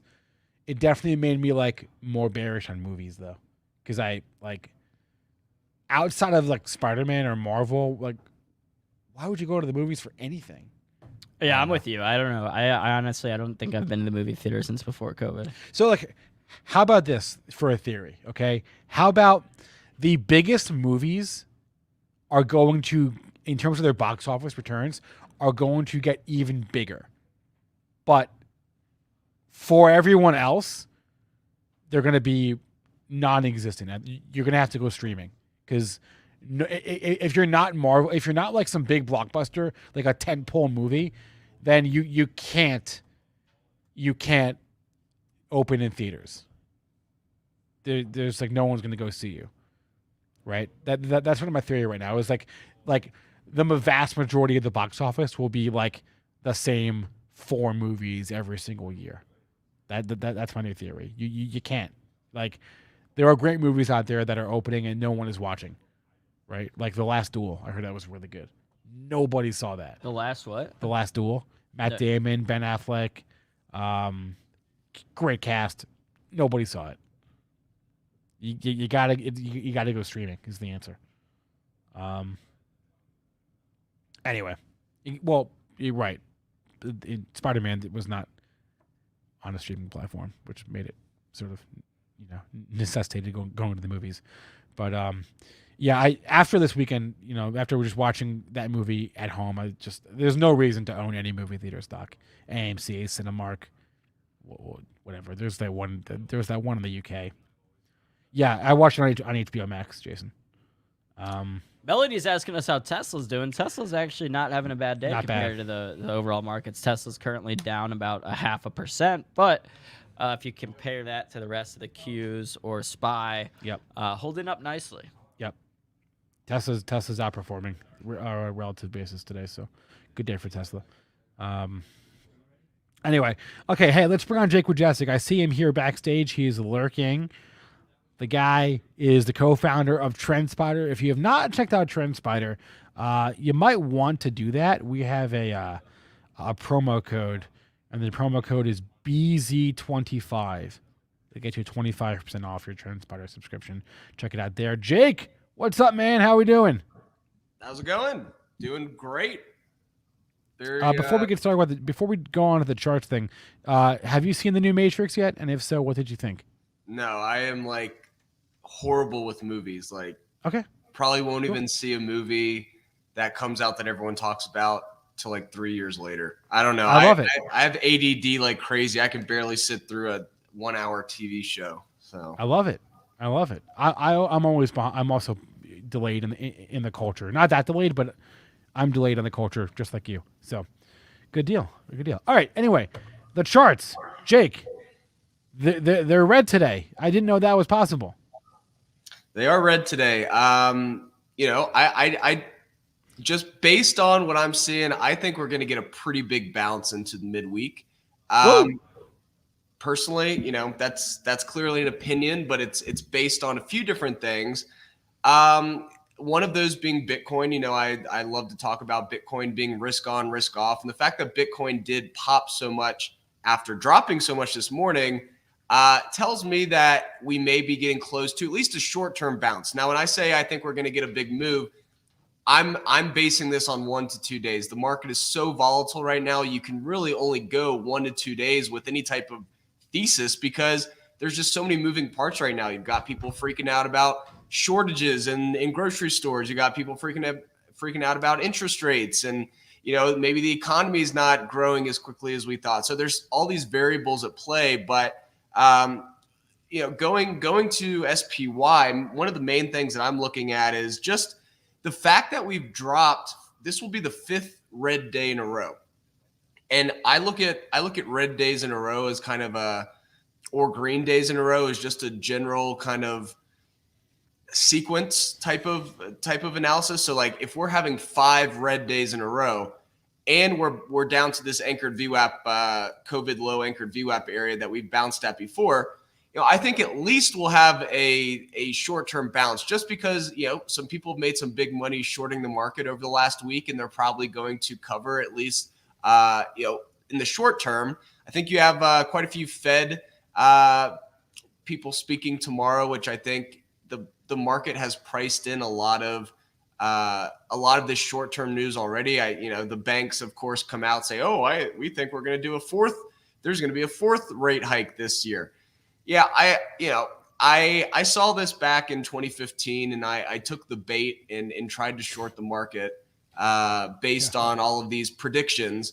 And none of them really came true. So the Fed can say whatever they want, but if the economy is really faltering and they're going to try to raise rates, I think it's just going to be a really, really bad scenario. So who knows? Maybe we just continue to go straight down. But I think in order for the market to go lower, you have to have these short-term pops. So this has been a place for the market to pop over the last couple months. Notice that sometimes you don't get just an immediate pop. Sometimes you get a few days of consolidation, and who knows, maybe that's all we'll have before the next move down. But you just watch simple price action. If we break the previous lows from today, then that's what a lot of people are watching for, maybe a bigger break to the downside. But for now, we're holding where we need to on SPY.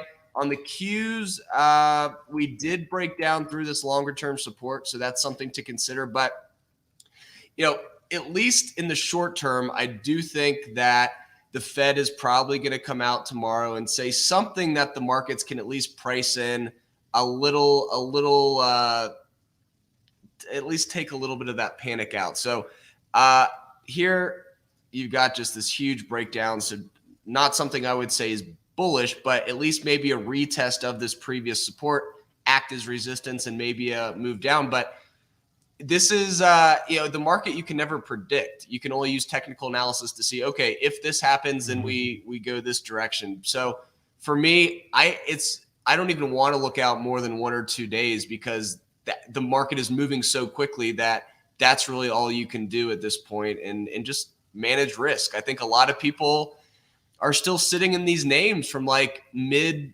last year, and like SE, AFRM. You've just got these names getting destroyed, and people are just like, I'm gonna hold. And people are realizing maybe I'm not a trader, maybe I am more an investor at this point. So if you're a trader, you can't hold a 50% drawdown. I mean, that's crazy. So I think people are realizing very quickly: are they traders? Are they investors? Have they gone from trader to investor?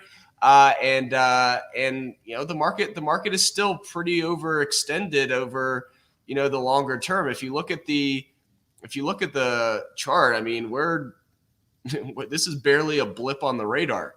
So if things really started to get ugly, then this may be just the start. And underneath the hood, it's been pretty ugly for a while. But then your Apples and your Microsofts and Tesla's not doing too bad today, but they're starting to participate in this move down too. And the way I kind of gauge the breadth of moves down, I just have a watch list on my phone and I scroll through it. If everything is red, you know it's a pretty strong move. But the last week or two, you haven't had like red. You've had a couple reds, a couple greens. You still didn't have the whole market participating. And now today, you definitely have a lot more names participating in the sell-off, which makes it a little more real.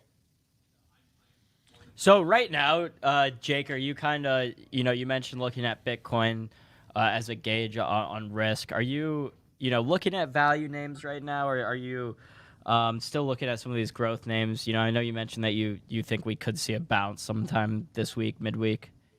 Yeah, so as far as, what I'm trading, I'm definitely not trading options right now. So the reason is because we have that huge VIX spike.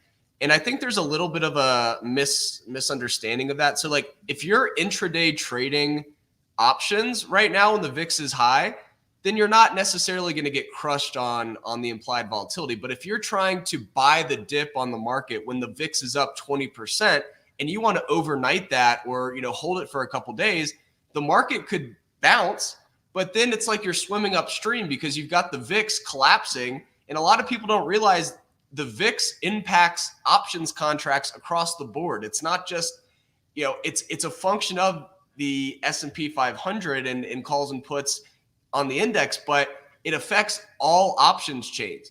So, back in November, I saw so many people when we had that huge drop on Black Friday. That Monday, we had a pretty big bounce, and everyone's like, well, my calls are barely green. Well, yeah, because the VIX dropped like 15% that day, and the implied volatility is crushing those options premiums. So for me personally, I'm looking at common stock trades. Right now, the only open position I have is First Solar, actually. So First Solar is one I've been trading in and out of the last couple of weeks. I've been really just buying at the end of the day, getting in some options contracts and selling the rip in the morning. Just quick in and out, not holding it, not even really swinging it. I guess, overnight trades essentially. But I did buy common stock on this one today because one, the options chain is pretty illiquid. You don't have a ton of volume. And I wanted to, get a pretty big position, at least for just a quick flip. So I bought the just the common stock at 82.17, and then I bought a little more at like 81.92. And for now it's holding pretty well. The thesis here is simply the fact that one, it's actually holding better than a lot of names out there. Two, you're trading right at this COVID low anchored VWAP. So that's essentially just what is the volume weighted average price since we capitulated in March of 2020. And you'll see right now it's holding pretty well. You've got volume backing price here. This will be the 11th red week in a row if we closed red. And same thing, generally you got to have at least a little bit of a bounce. Shorts have to cover and maybe re-short after a bounce. But for now, it's hard for me to see this going too much lower without at least a little bit of a relief bounce. So that's all I'm in it for. My stop would just be below this previous low today. I think it was around 81 or so. And yeah, I'm just playing very strategically. I have no plans on really swinging anything too long until the market stabilizes a little bit. And this is like a day trader's dream right now. But for swing traders, it's just a nightmare. You wake up every morning and you're down another 5%. Yeah, and especially if you have firm stops, you're getting filled left and right. You know what I mean? Yeah, and like when I said I have a stop on this one, I don't have like a stop, predefined. Yeah. Like it's mental stop. Like I'll watch price action. But yeah, at least short term, I do think the fact that Bitcoin did bounce off these September lows is something to consider. So you can see here if we go to the daily, we pretty much tagged that September low almost perfectly this morning, and then we had a nice bounce. But that nice bounce can always turn into just a continuation down towards the end of the day. But for now, pretty clean price action, and that's why I love crypto. It actually it follows price action a lot more. I personally just don't trade it because I just don't like a 24/7 market. I like to be done, but it is incredibly helpful as a risk on, risk off proxy. So like when we started breaking down through this symmetrical triangle, that was a pretty big Q. Bitcoin went first, then the Qs, then IWM went around the same time, and then SPY finally got hit. So Bitcoin is a great leading indicator. Like once we started breaking down 2,000 points within 30 minutes, you knew that things were getting a little sketchy. And this is just regular price action analysis. Previous September lows, we bounced here. Will we have a little bit of a relief bounce? We'll just have to see. But this is what I'm keeping an eye on for how it's the strength of the market and the liquidity in the market. Well, Kevin N says, you know, Bitcoin, if it breaks 40K, it could drop to 30K in a flash. It did break 40K this morning. And Jake, just to clarify on your charts there, I wait, can you go back 1 second? Actually, I just wanted to ask you a question, just so everyone knows. So the red line and the blue line and the green line, they both have those zones above and below it, right? Tell us the difference between the zone and the actual line itself. Yep. So the zone, you know, anytime you want to draw trend lines, whether it's a diagonal trend line, horizontal trend line, you want to have as many touches on that line as possible. Because if you've only got a line that's connecting two points, it's not an incredibly strong line. So let's just delete this real quick, and we'll just draw. And I'm starting it from the July 19th low back during the summer. Connecting it to this wick here, that's from the December 3rd just capitulation event, at least short term. And then you can see here, if I extend it, we only have technically 1 or 2 other points on the chart. Now, if I use a zone, I do the same thing. I start off with just connecting this point here, this low, and connecting it to this point. So when I extend it, I can then use the zone to capture more of that price action. So here, notice I'm now capturing. But how do you know how high to go on that zone? Because I'm just connecting these wicks. Like I'm connecting the bottom of this point. So now you've got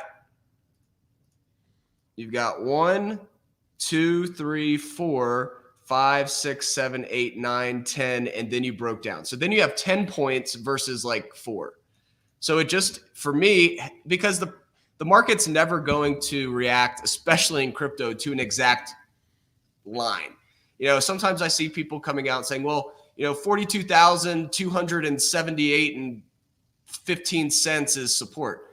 No, it's not. It's a zone. You know, there's leverage in the market. You've got people getting margin called. You've got people who are on leverage on the long side who are just like market order. So it's impossible to have these just exact price levels, especially when you're looking at crypto. So if you have a margin of error around this area, you can really and same thing with resistance. You can just have a better idea if something's really breaking out or if it's just not. So 1, 2, 3, 4, 5, 6, 7 points on the chart here. If I would just simply connect this point to this point, it's barely a trend line. There's only 2 points, and one of those is your original start. Right. So the reason I asked that question though was like, what is the difference for you in terms of action items from seeing the price enter the zone versus seeing the price actually get to the line? Until it breaks down through the line, the zone is just kind of like hey, it's there. The line is more of like okay, we're getting close to breaking down. So like when we started breaking down here, that was kind of, and we closed below it. That was, for me at least, like, okay, things are getting a little weird. You got a simple retest of that previous zone acting as resistance now, which is pretty typical. Support SR flips, previous support becomes resistance, previous resistance becomes support. And so once we actually broke down through that thicker line, that's why I make these lines 2 different thicknesses. The actual like main line that I drew is still really important, but there's going to be times where the price action kind of bounces around that point. And then once you finally break down, that's kind of the cue, like, okay, this is breaking down. A lot of people in crypto don't like to use diagonal trend lines because they're mostly price action traders, which is fine. But this is a great example of a simple symmetrical triangle breakdown and then a continuation down to your September lows. So it's a really good point. The underlying point there is like when we say there's support or resistance, it's like generally speaking, it's like in a zone, right? You've got a series of lows in an area, a series of highs in an area, right? It's like it's foolish to like pinpoint to down to the penny, saying, hey, this is my line in the sand, like this is your support. More than likely, it's just you've got a couple lows or a couple highs that are relatively close together, and that's all it is. Yeah, this is a good example on SPY. This is me actually using a percentage offset, and just by eyeballing it, right? So this is your volume weighted average price from the October low, and notice that we bounced around it multiple times. So back in mid-October, we bounced here. Back in early December, we traded around it.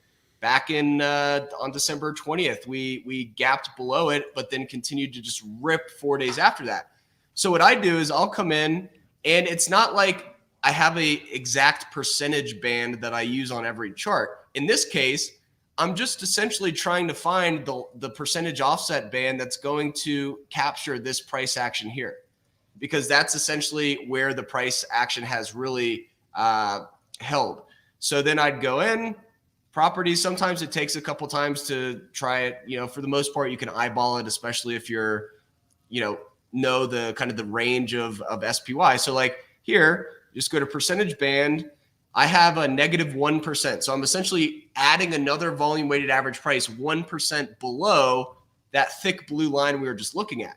And then when I apply that, now it's capturing this price action. So for me, unless we break really below this 450, let's just call it 454, then to me, it's just an area where the price has bounced before.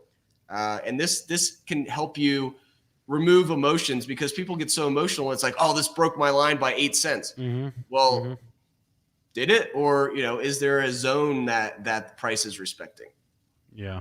So yeah, that's a really good point. Okay, so let's move away if we can from the SPY. And if you have any questions, if you have any charts for Jake, please drop them in the chat. We have 12 or so minutes left with him, and he is more than happy to take a look at whatever you want to look at. But let's move off the SPY. Tesla, our old friend. Old Tesla. Yeah, I mean, Tesla's showing some relative strength. Tesla's even a pretty good proxy for risk in the market. If Tesla's tanking, then the market's probably tanking too. It's a pretty high beta relative to the market. So the fact that this is catching a little bit of a bid here is definitely encouraging. You do have the gap below here still around 940 or so, give or take 20, 30 cents. But for now, you do have a decent candle forming. What the red hollow candle means is it means that we're still below Friday's close, but we opened up here. And now if we closed right this second, we'd be up here. So it's kind of like opening and closing a window shade. Like if you open a window shade, you're starting at the bottom and you're opening. So if the window shade is closed and you open it, then that's essentially like your hollow candle. Here, you've got your solid red candle, and it's like starting the window shade as it's open and closing it because your close is lower than your open. The hollow candle, your close is higher than your open. And so that's the way I have always been able to kind of make it simple and just see it that way. But anytime you've got a hollow candle, it's generally bullish because your close is higher than your open. Even if it's a red candle, it's still showing that buyers are in control versus the open, even if it is red. So I mean, Tesla doesn't look too bad here. And you kind of have like, if you want to get creative, you've got a little bit of like this massive inverse head and shoulders playing out here over the last 2 months.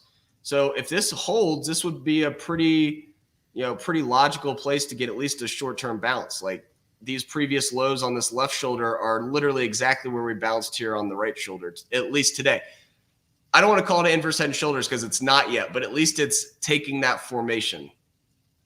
So we'll see how it plays out. But for something that kind of is a risk on, risk off proxy as an equity, a stock, Tesla's holding pretty well, but when you really start moving down, sometimes you can just continue to melt. But I don't know. I'm in the camp that we at least get a 1 or 2 day bounce, and then we'll kind of go from there. But that's my opinion.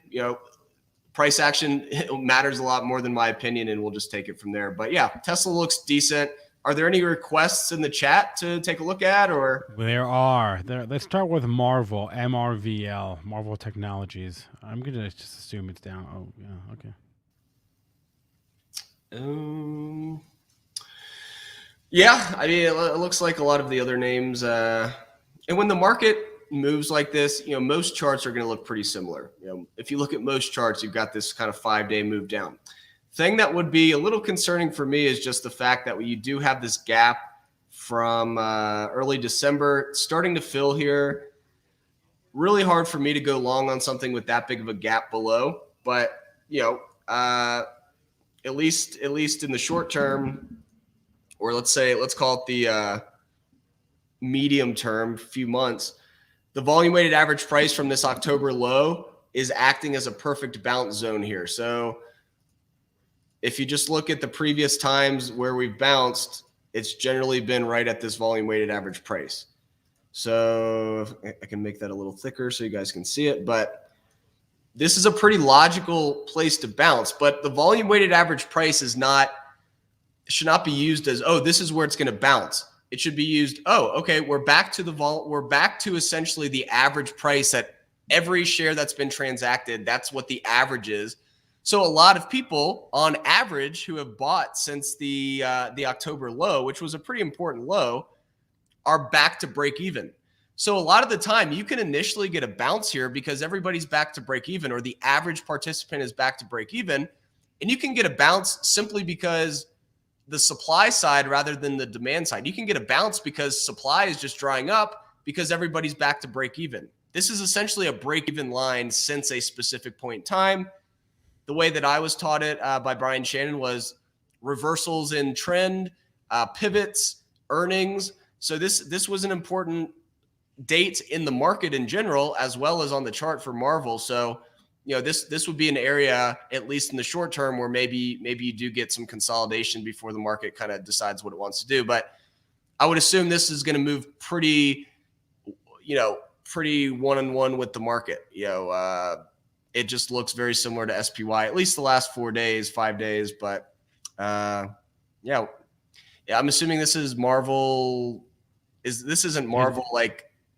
It's the chips, I believe. The chip. Okay, I was like, I don't see. Yeah, I mean, all chips have been hit pretty hard.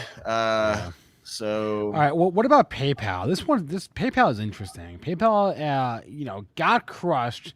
Then it had a couple of really strong days, and I mean today speaks for itself, right? But had a couple strong days there for a hot second there. I wondered to myself if that was it for the pain, but it appears not. Yeah, no, this was one that I actually was trading. I had a kind of a swing position in this, got chopped out, and I stopped out on Friday, thankfully. But yeah, this one was just, this is an example using the volume weighted average price from a gap. So this is your earnings gap. So it's pretty much saying since that news of earnings came out, what is the volume weighted average price since that news event? And you can see that we just could not get through this volume weighted average price. So this was a really fun one to trade if you were just trading it 1 or 2 days out. So in one account, I was just really, I don't want to say day trading it because I was like overnight swinging it.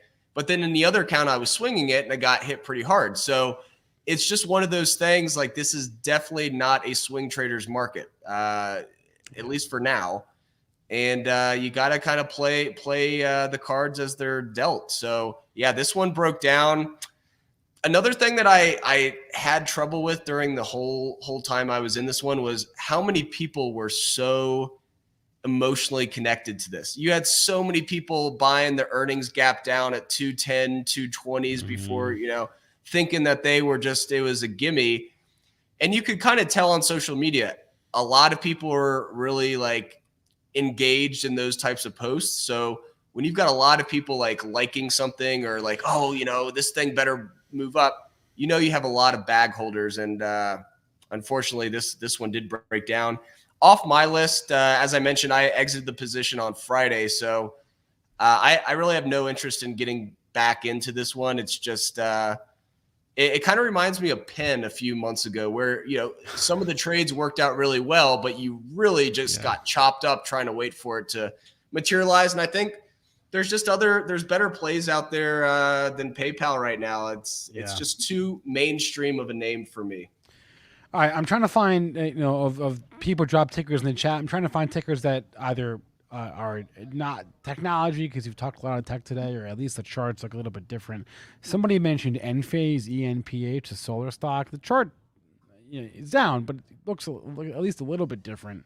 Yeah, I was actually looking at this one today. So First Solar, and Enphase move a little bit together, but First Solar has not gotten hit as hard as Enphase has. So yeah, I mean, you've got the volume weighted average price from this big capitulation candle here before the next move up back in June. So you did get a bounce here back in May. Oh, this was June of 2020. So you did get a bounce here back in May of 2021. We're kind of right there again. But as I mentioned, the volume weighted average price is not something it's like, all right, volume weighted average price, immediately buy. And you can't really do that with anything. I mean, if something goes to a trend line, that doesn't mean you automatically buy it. You gauge the overall market stability. You just gauge in general the strength. What does the weekly candle look like? What does the monthly candle look like? So if you're just blindly buying these zones, you're going to get wrecked. So this is definitely an interesting area of interest that has had a bounce in the past. But for me, that's about all it is right now. If you go to the weekly chart, you've had this would be the 8th week down in a row. I think it really just depends on the market. If you've got, and I think Enphase is kind of tied into those growth names. Enphase is still kind of growing pretty quick. Yeah. Interest rates going up isn't necessarily going to help any growth stock. It makes everything more expensive to them if they want to grow their business.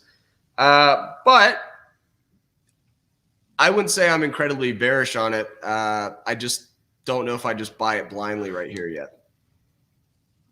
All right, let's do one more. Oh man, you want to look at Humana, HUM? I'd be curious to get your thoughts on this one after last week. I don't think I've ever looked at this name, honestly. I've heard of it, obviously, but never. Yeah.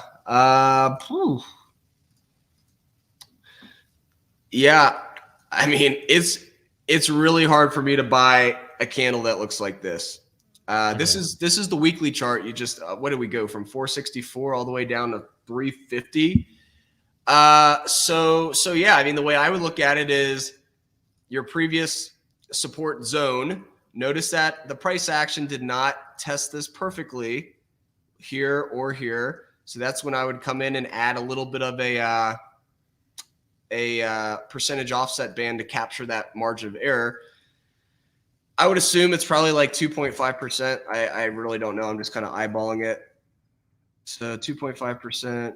Yeah, so that's around kind of what it is. You could probably add a little more margin of error there, but previous support would likely become resistance if you did have this thing bouncing over the next couple weeks. And then that's the 400 is not only this COVID low anchored VWAP zone, but it's also just a psychological level. 400 is just a nice even number that people use as levels. It's kind of just psychology in the market. So for me, probably needs a little time for the dust to settle, but so far a decent weekly candle, but it's only Monday and we're halfway through the day. But I'd say 400 would make sense if this thing could really get a little bounce.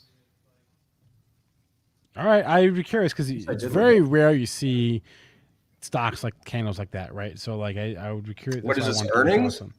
No, it was they gave some guidance last week. They said they were going to sign up half as many new members as they thought they were going to this year. So that'll do it. Yeah, it'll do it. Anyway, guys, Jake Wojcicki is the co-founder of TrendSpider. You should definitely check it out. The link is at the bottom of the screen there. TrendSpider.com. Use the code BZ25 to get 25% off. Jake, always a pleasure, man. Have a good one. Hey, you too. We'll see you next week. All righty. Hey, let's bring on Chris Capre, the guy who runs the Benzinga option, the option trading school. Chris, did I get that right? The option trading school? Is that right? Yeah, Benzinga Option School. We were looking for another S so we could call it the boss, but just BOS will have to do. Benzinga Option School. Yeah. Benzinga Option School. I don't know. We tried. Anyway, this is definitely a topic of conversation amongst the BZ team.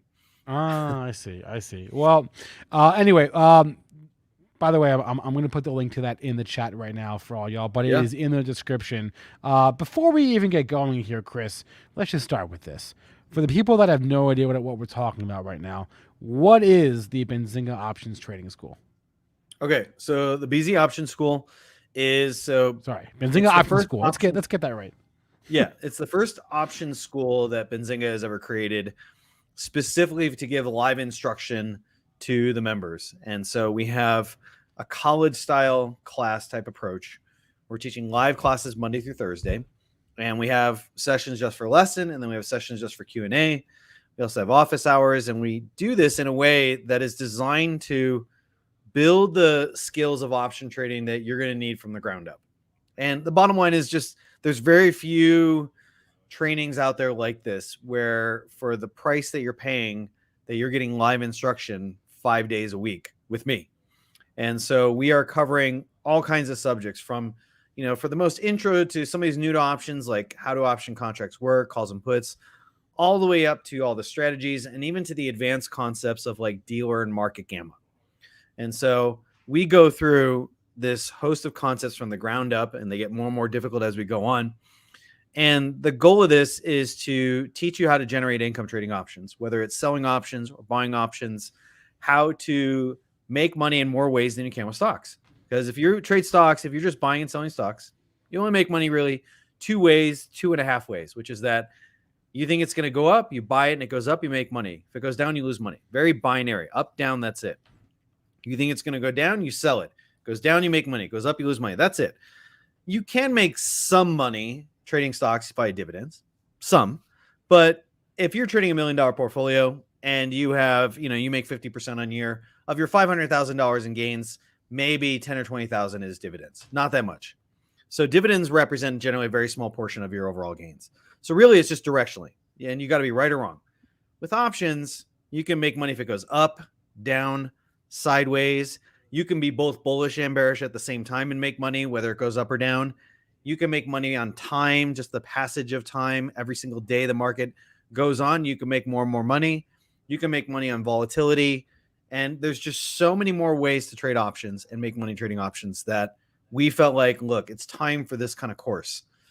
I've seen some of the options courses out there. I've gone through almost all of them. I've read all the books you can on options, and nobody's talking about options in this complete package. Some talk about the advanced stuff. Some talk about the beginner stuff. Some talk about the strategies.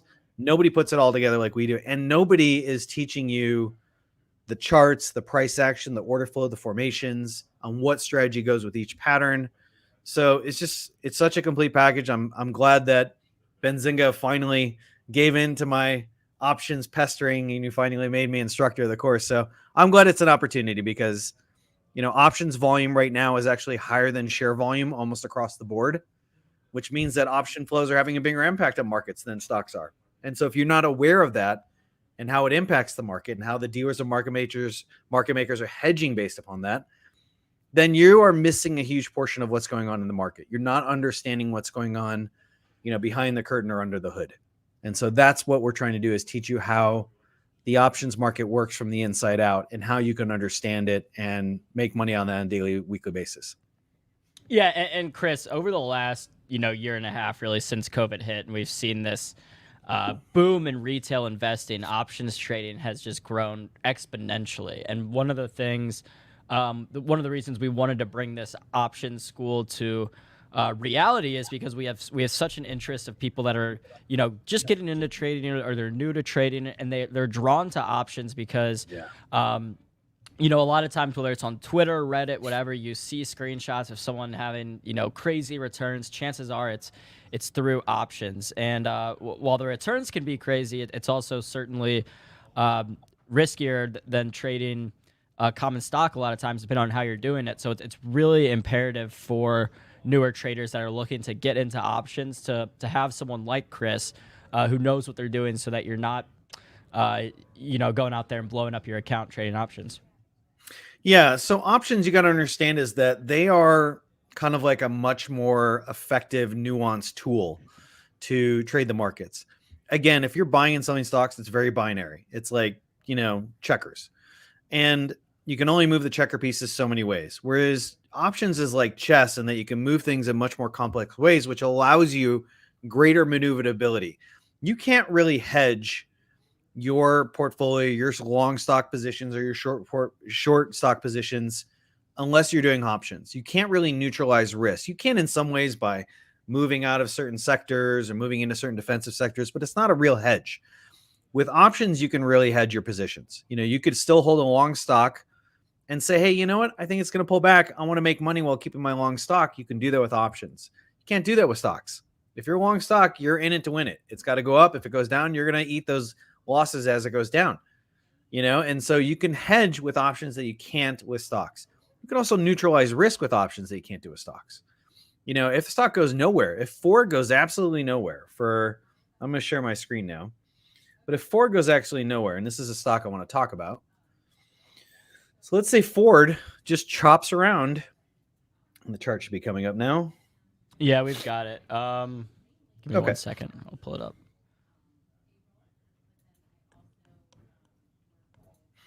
Yeah, I've been watching the charts today, and it looks like we've actually gotten a little bounce in Q. I mean, Qs were down 2.7% at the lows, currently down 1.5%. So most vulnerable. They were the most vulnerable of all the indices. They were the most vulnerable. Yeah. So we'll get into Qs in just a second here, but let's say you feel like, hey, Ford is approaching resistance. It's kind of stuck between support and resistance, and I think it's going to chop around in here. If you're long stock, you're not going to make any money. If you're short stock, you're not going to make any money. With options, I can make money if this chops around. I can make money. I can do neutral directional strategies, which means that if it sits in a range, I can make money. Or I can even have non-directional bias strategies. Hey, I don't know if it's going to go up or down, so I just want to take that bet that it will go up or down and it won't stay in a range. You can do that. You can't do that with stocks. So there are just so many ways that you can make money with options that you can't make with stocks, that traders are seeing, hey, I want more than just a hammer and a nail. I want a saw, I want a lever, I want all these tools to build my financial house. And options give you that. So with that being said, you mentioned Qs, and I want to talk about what's going on in the overall market. So I'm going to give a portion of the lesson that's in lesson 8 of the Benzinga Option School, which is about market gamma. Market gamma is really the overall gamma exposure that is accumulated in the markets. And if the markets are net long options on Qs, the market will be in what is called positive gamma. And positive gamma environment means that you should expect volatility to be contracted, much more range bound, mean reversion. That's not what we're in right now. SPYs, Qs, and IWMs are all in negative gamma. Negative gamma is when the market is net short options, and that increases volatility. So that means the range that it could express itself up or down gets increased. It also tends to put bearish pressure and destabilizing flows in the markets. And so we are in a negative gamma environment. SPYs is very heavy negative gamma. Qs is very heavy negative gamma. IWM is very negative gamma. They're all down on the day, and they're all seeing a fair amount of volatility. Now, why is Qs bouncing a little bit? And it's kind of what we're seeing in VIX is going on right now. So VIX was stuck in this range for several days in this kind of like 19 to 20 area. You can see here from the 5th, 6th, 7th to the 10th, all the way it started, this week it started before the gap, 18 to 20, and 1860 to 2093, 2-point range.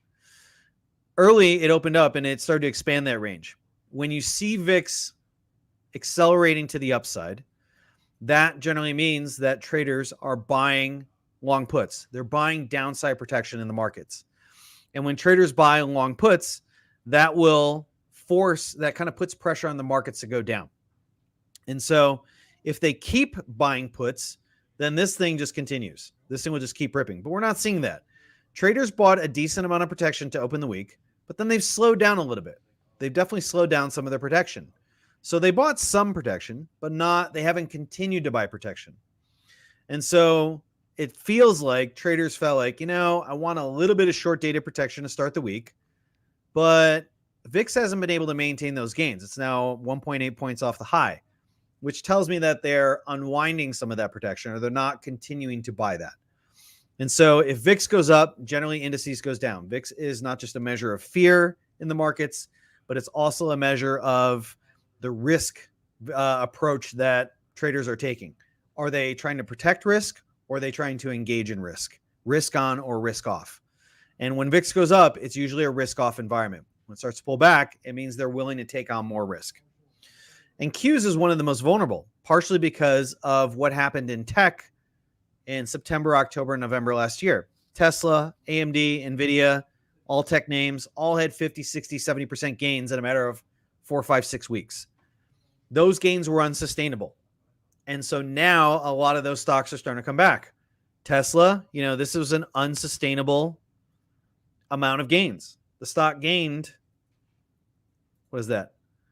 57% in 4 weeks. That's not normal for a stock with a market cap of $1 trillion. It's not normal for stocks to gain 50% in 4 weeks with a $1 trillion market cap. How did they do that? With options. The option flows have kind of peaked out, and that's why we're not seeing the sustained gains in Tesla. And so because these gains were kind of overshot in Tesla, in AMD, in NVIDIA, now you're starting to see a lot of these tech names pull back. Tesla, pull back. AMD, pull back. NVIDIA, pull back. Yeah, I was watching NVIDIA earlier too, and I mean these names though are oftentimes the quickest to come back too. Like once that trend reverses, I certainly want to be in on that NVIDIA upside, or on the up move once it does reverse and start coming back up. I think that's the challenge here as traders, is because fundamentally these companies have a lot of reasons to be bullish. With chip shortages, with everything that's going on in the semiconductor space, everything that NVIDIA and AMD are doing, they're in a great position to capture a lot of the appreciation that the market wants to hand out these days. So they're in good positions. But the problem is that when you overextend yourself, eventually things get too expensive. If you want to buy a particular BMW for $100,000, you might be like, that's a good price. But if you go back to the dealership the next day and you're ready to buy, and they're like, that's $150,000, you might be like, I'm not as much interested. And if things get to a certain price, they're just too expensive to maintain that, then they can't attract the new capital to maintain those prices. We see pullbacks.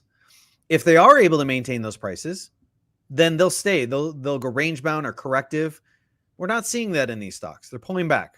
And so they overshot, in my opinion. They're due for a correction.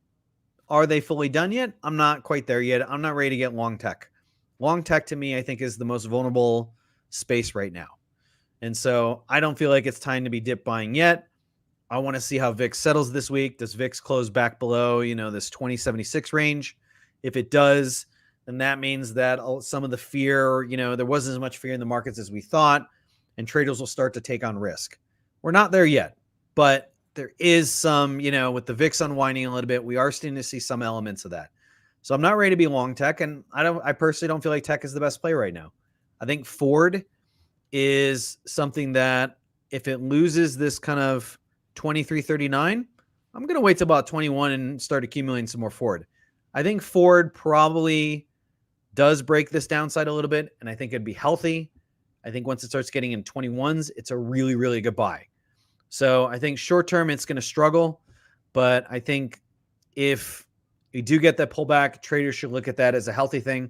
I will start get long options on Ford. I also like financial banks right now, particularly Canadian banks are outperforming U.S. banks, but Citigroup has been a great trade lately. We bought this off the lows. I wrote an article for Benzinga on a large option bet. Trader made like 1.8 million bet on Citigroup. And I like the trade. I like the structure. And I looked at the overall dealer and market making position. And I felt like, I don't think this has more downside. I think dealers are going to hedge at this point, start accumulating stock. And so we bought it. We bought it via long bull call spread. We bought the 60, 62 and a half. We're now so far in the money at this point. Like it's pretty much at full profit. So I'll probably close it soon. But I like stocks like this right now. Citigroup, I think, is a good play. I think if it gets back down to 60, I think it's a great buy. My other trade recommendation for right now, and then I'll get into some open callouts, is AMC. I am probably going to make some apes very upset. I apologize. I am not a YouTuber who will lie to you to make you feel good about your stock picks if I totally disagree with it. There are a lot of YouTube stars who openly admitted, yeah, we don't say bearish Tesla moves or bearish AMC or bearish GME because their videos get tanked. I'm not going to do that. I'm not going to lie to you about my assessment of a stock because it will get me more views on YouTube. I'm not a YouTube prostitute. I'm a trader. And I'm going to tell you maybe what you don't want to hear, but what I really see is happening in the markets. I think AMC ends the year sub 15. And here's a couple reasons why. And I'm looking to sell AMC on a pullback. So first off, AMC had 4 weeks of gamma squeeze gains. Yeah, this week sold right back down pretty much where it started. You had nice 3 weeks here, this little bullshit. Since then, AMC is down 2 out of every 3 weeks. It's down 68%. Now, if you were a dispassionate, analytical person who had no bias on AMC, or at least no bias outside of your personal bias, you would be like, my stock has sold off 2 out of every 3 weeks. For the last 7 months, it's down 68%. Maybe I don't want to hold this in my portfolio anymore. So I think that is going to happen more and more as the year goes on. Traders are just going to be like, wow, I'm wasting so much margin. I've wasted so much money on AMC. The moonshot ideas, a lot of people sold me, these YouTubers. It's not manifesting. Meanwhile, Ford is ripping. Why not? Why would I keep my money in AMC when I could have bought Ford and made money on that? Ford's been killing it. So I think people are going to start to say, okay, maybe I get rid of all or a good portion of my AMC position, and they're going to rotate that out into winners. I think AMC, I've seen real money selling it. I don't think we're going to see, I think it's a 1 in 1,000 chance we see another gamma squeeze like this again. I think it's a 1 in 1,000 chance. And I'm a betting man. I like probabilities. I don't like trading against that probability. So I think pullback should be sold. I will sell AMC between 24 and 25 via options. And I will look to target somewhere between 14, 12, maybe $10. I think AMC is sub $15 by the end of the year. So I am bearish on it. I'm sure some apes will not be happy about that.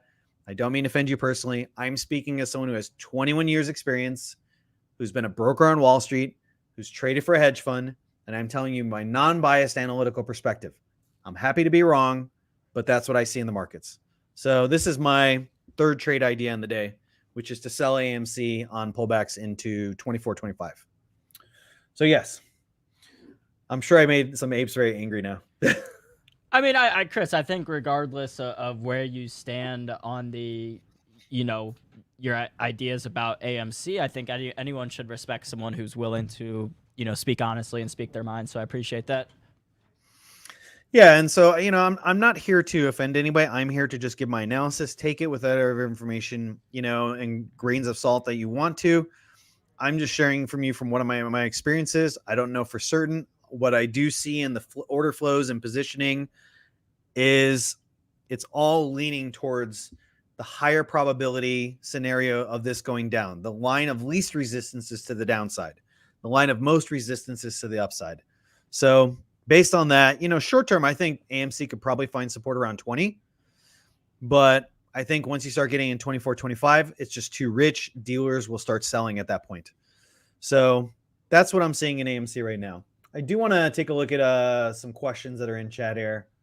Easy Mike seems to be just spamming questions here at quite a huge rate. So let's see here. And we can do some call outs now, by the way. Call out if you want to call out on a stock ticker, symbol, time frame, 1 cent description, bullish or bearish.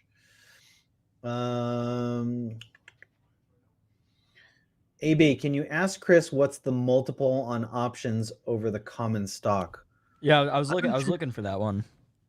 What's the multiple on options over the common stock? If you're talking Easy Mike, if you're talking about how much options volume over underlying shares, shoot, I deleted the thing I had on it, but it was in the SPX roughly 1.4 times. So 140% of the underlying share flows. We are also seeing something similar for stocks as well. That right now there is more options. There are more flows being driven by options than stocks, and option flows are increasing, and single share stocks are falling. I deleted the graphics because I hadn't used them in a few weeks, but it's strong, and that trend hasn't changed yet, and I don't think it'll change this year. I think options will continue to remain as the 800-pound gorilla in the room that you need to pay attention to. And if you're not going to be understanding why a stock's moving or not. So I just, let's see, the Sizzle Index isn't a good judge. I never mentioned the Sizzle Index. I just checked the volatility of the volatility. I don't think that's volatility of volatility has to do with amplitude and frequency. And that's only important when we see expanding volatility environments, negative gamma environments. I wouldn't be checking volatility regularly. I think knowing whether in a positive or negative gamma is far more important. When you're in positive gamma, there's no point in checking VVIX. It's just so market gamma is a far better filter than volatility of volatility. Okay, RY and TD operating in the US. Yeah, I have both those stocks. I have long positions in RY and TD. I think they're great. Canadian banks are awesome right now. They're outperforming US banks as a whole. Okay. Jack and Marvin TV, if you want to call out on Disney, give me a time frame, 1 cent subscription, bullish or bearish. Otherwise, I have no idea what time frame, and I have no idea what you're seeing in the markets. So again, if you all want, go ahead. I was just gonna say it's always helpful if you throw a ticker out there to kind of let us know what lens you're looking at it through, so that we can try to exactly. Otherwise, we have no idea. Otherwise, you could be looking for a day trade, and I'm looking at the weekly chart. So, okay, so I'll wait for Jack to give me the Jack and Marvin TV to give me the. Meanwhile, Hertz Scrambler says Aspen 1 year. Are you bullish or bearish?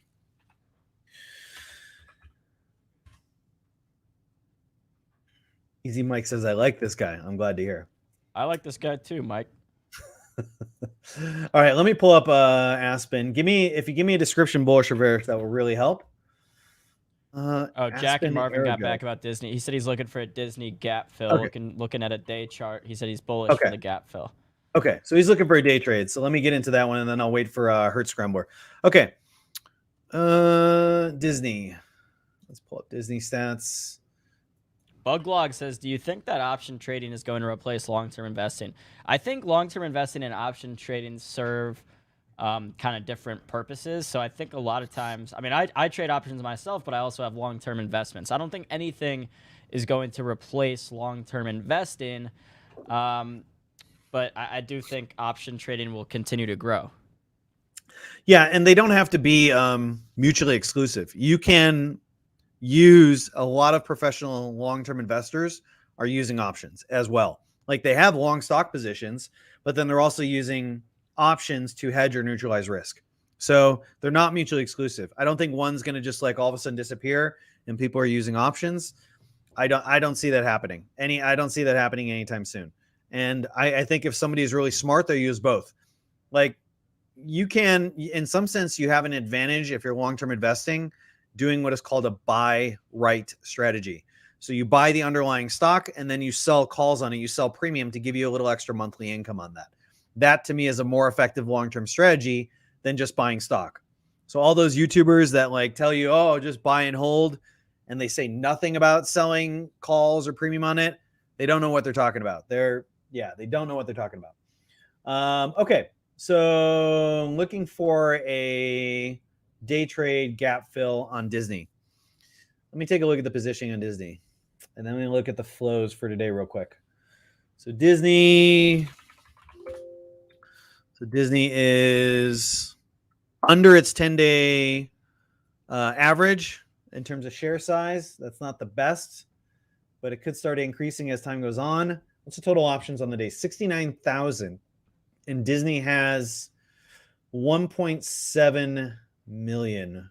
So it's about roughly 4% of the total open interest prior to today.